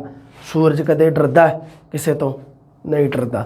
ਗੱਲ ਨੂੰ ਵਧਾ ਚੜਾ ਕੇ ਪੇਸ਼ ਕੀਤਾ, ਗੱਲ ਨੂੰ ਮਸਾਲਾ ਲਾ ਕੇ ਪੇਸ਼ ਕੀਤਾ। ਵਧਾ ਚੜਾ ਕੇ ਜਦੋਂ ਪੇਸ਼ ਕੀਤਾ ਹੋਵੇ ਉਹਦੇ ਵਾਸਤੇ ਕਿਹੜਾ ਅਲੰਕਾਰ ਹੈ, ਅਤ ਕਥਨੀ, ਅਤਿਸ਼ਯੋਕਤੀ। ਅੱਗੇ ਦੇਖੋ, ਚੜੇ ਪੁੱਤ ਸਰਦਾਰਾਂ ਦੇ छैल ਬਾਂਕੇ, ਜੈਸੇ ਬੇਲਿਓ ਨਿਕਲਦੇ ਸ਼ੇਰ ਮੀਆਂ। ਲਓ ਜੀ ਇਹ ਆ ਉਦਾਹਰਣ ਜਿਹੜਾ ਇਹ ਜੰਗਨਾਮਾ ਤੋਂ ਲਿਆ ਗਿਆ ਹੈ। 11ਵੀਂ ਦੀ ਬੁੱਕ ਦੇ ਵਿੱਚ ਇੱਕ ਜੰਗਨਾਮਾ ਦਿੱਤਾ ਹੋਇਆ। ਜੰਗਨਾਮਾ, ਜੰਗਾਂ ਯੁੱਧਾਂ ਦਾ ਵਰਣਨ, ਸ਼ਬਦ ਪਤਾ ਲੱਗ ਹੀ ਗਿਆ। ਜੰਗਨਾਮਾ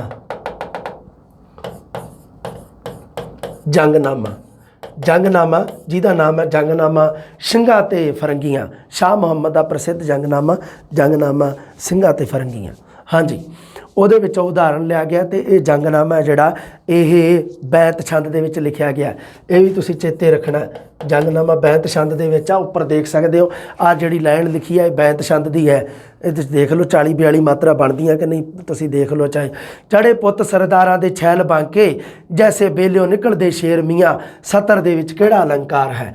ਲਓ ਜੀ, ਜਦੋਂ ਸਿੰਘਾਂ ਤੇ ਅੰਗਰੇਜ਼ਾਂ ਦੀ ਲੜਾਈ ਦਾ ਵਰਣਨ ਹੁੰਦਾ ਇਹਦੇ ਵਿੱਚ, ਸੋ ਇਹ ਹੈ ਜਿਹੜਾ ਇਹ ਸਾਡਾ ਉੱਤਰ ਹੈ ਜਿਹੜਾ ਤੁਸੀਂ ਦੇਖ ਹੀ ਲਿਆ, ਦ੍ਰਿਸ਼ਟਾਂਤ ਅਲੰਕਾਰ ਹੈ। ਬਾਕੀ ਤੁਸੀਂ ਦੱਸਿਆ ਜਿਹੜਾ ਉਹ ਵੀ ਸਹੀ ਦੱਸਿਆ, ਬਹੁਤ ਸੋਹਣਾ। हाँ जी, चढ़े पुत सरदारां दे छैल बांके जैसे बेलियों निकलदे शेर मियाँ। ਇਹਦੇ ਵਿੱਚ ਕੀ ਹੈ ਵੀ ਪੁੱਤ ਸਰਦਾਰਾਂ ਦੇ छैल ਬਾਂਕੇ, छैल ਛਬੀਲੇ ਬਾਂਕੇ ਗੱਭਰੂ ਨੌਜਵਾਨ ਆ ਜਿਹੜੇ ਉਹ ਘੋੜਿਆਂ ਤੇ ਚੜ੍ਹ ਕੇ ਇਸ ਤਰ੍ਹਾਂ ਨਿਕਲ ਰਹੇ ਆ ਜਿਵੇਂ ਉਦਾਹਰਣ ਜਿਵੇਂ जैसे बेलियों निकलते शेर मियाँ, जिवें जंगल दे विचों शेर निकलते होण, बेलियों निकलते शेर मियाँ। सो यह है जिहड़ा साडा दृष्टांत अलंकार है। एक गल नूं समझाउण वास्ते दूसरा उदाहरण दिता गया है। सोने वन्नड़ी दे सतर विच किहड़ा अलंकार है। हाँ बिल्कुल सही है। हाँ जी, सोने वन्नड़ी दे, सोने वन्नड़ी मतलब वर्गी हुंदा बई, आई दसन वास्ते यह उदाहरण पाया सीगा। वन्नड़ी का मतलब वर्गी हुंदा। सोने वर्गी देह हो गया, अरे हो गया उपमा अलंकार, सही हो गया कि नहीं। वर्गी हो गया तुहाडा वाचक शब्द, ते देह मतलब शरीर, देही।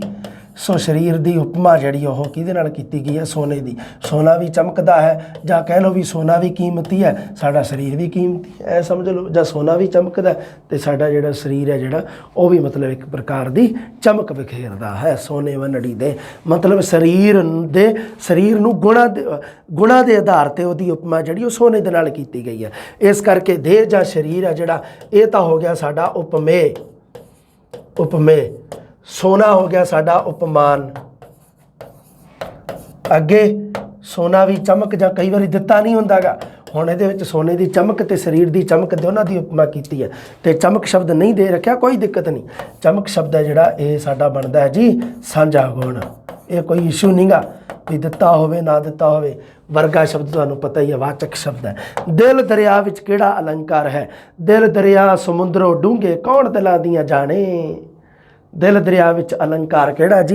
सो दिल जिहड़ा हैगा वो दरिया है, ये है जी साडा रूपक अलंकार है। ठीक है बेटा जी। दिल दरिया, दिल दरिया दे विच की बनाया, होर अनुप्रास तां नहीं बनाया। दिल दरिया अनुप्रास भी बनता, वैसे रूपक बनता है, ये अनुप्रास बाद दीयां गल्लां। दिल दरिया मतलब भी दिल जिहड़ा वो दरिया है, फलाने का दिल है जिहड़ा दरिया, दरिया वर्गा। जे मैं कहां भी मतलब की है भी दिल वड्डा है तो दरिया भी वड्डा हुंदा है ना। हाँ, इस करके दिल दरिया का मतलब है भी ये साडा रूपक अलंकार है। ध्यान रखना तुसीं। ऑप्शन दे विच मैं अनुप्रास भी पाया, अगर इस तरह का प्रश्न आ जाए अनुप्रास किते चक के मूँह कर आऊँ, ਉਹਦੇ ਅਰਥਾਂ ਤੇ ਵੀ ਥੋੜਾ ਬਹੁਤਾ ਚੱਲ ਜਿਓ, ਹੈ ਨਾ। ਸੋ ਦਿਲ ਦਰਿਆ ਸ਼ਬਦ ਹੈ ਜਿਹੜਾ ਇਹ ਸਾਡਾ ਰੂਪਕ ਅਲੰਕਾਰ ਹੈ। ਲਓ ਜੀ, ਅਲੰਕਾਰਾਂ ਦੀ ਕਲਾਸ ਬੇਟਾ ਜੀ ਹੋਈ ਆਪਣੀ ਖਤਮ, ਤੇ ਸਿਮਰਨਜੀਤ ਸਰ ਦਾ ਗਲਾ ਜਿਹੜਾ ਉਹ ਬਿਲਕੁਲ ਬੈਠ ਚੁੱਕਿਆ। ਤੇ ਅਗਲੀ ਕਲਾਸ ਹੈ ਜਿਹੜੀ ਉਹ ਆਪਾਂ ਕਰਾਂਗੇ ਰਸਾਂ ਬਾਰੇ। ਰਸ ਹੈ ਜਿਹੜੇ ਉਹ ਉਹਨਾਂ ਨੂੰ ਖਾਣ ਦਾ ਤਰੀਕਾ ਮੈਂ ਅਗਲੀ ਕਲਾਸ ਦੇ ਵਿੱਚ ਤੁਹਾਨੂੰ ਦੱਸੂਗਾ। ਲਓ ਜੀ, ਜਲਦੀ ਮਿਲਦੇ ਹਾਂ ਜੀ। ਰੱਬ ਰਾਖਾ। ਸਤਿ ਸ੍ਰੀ ਅਕਾਲ।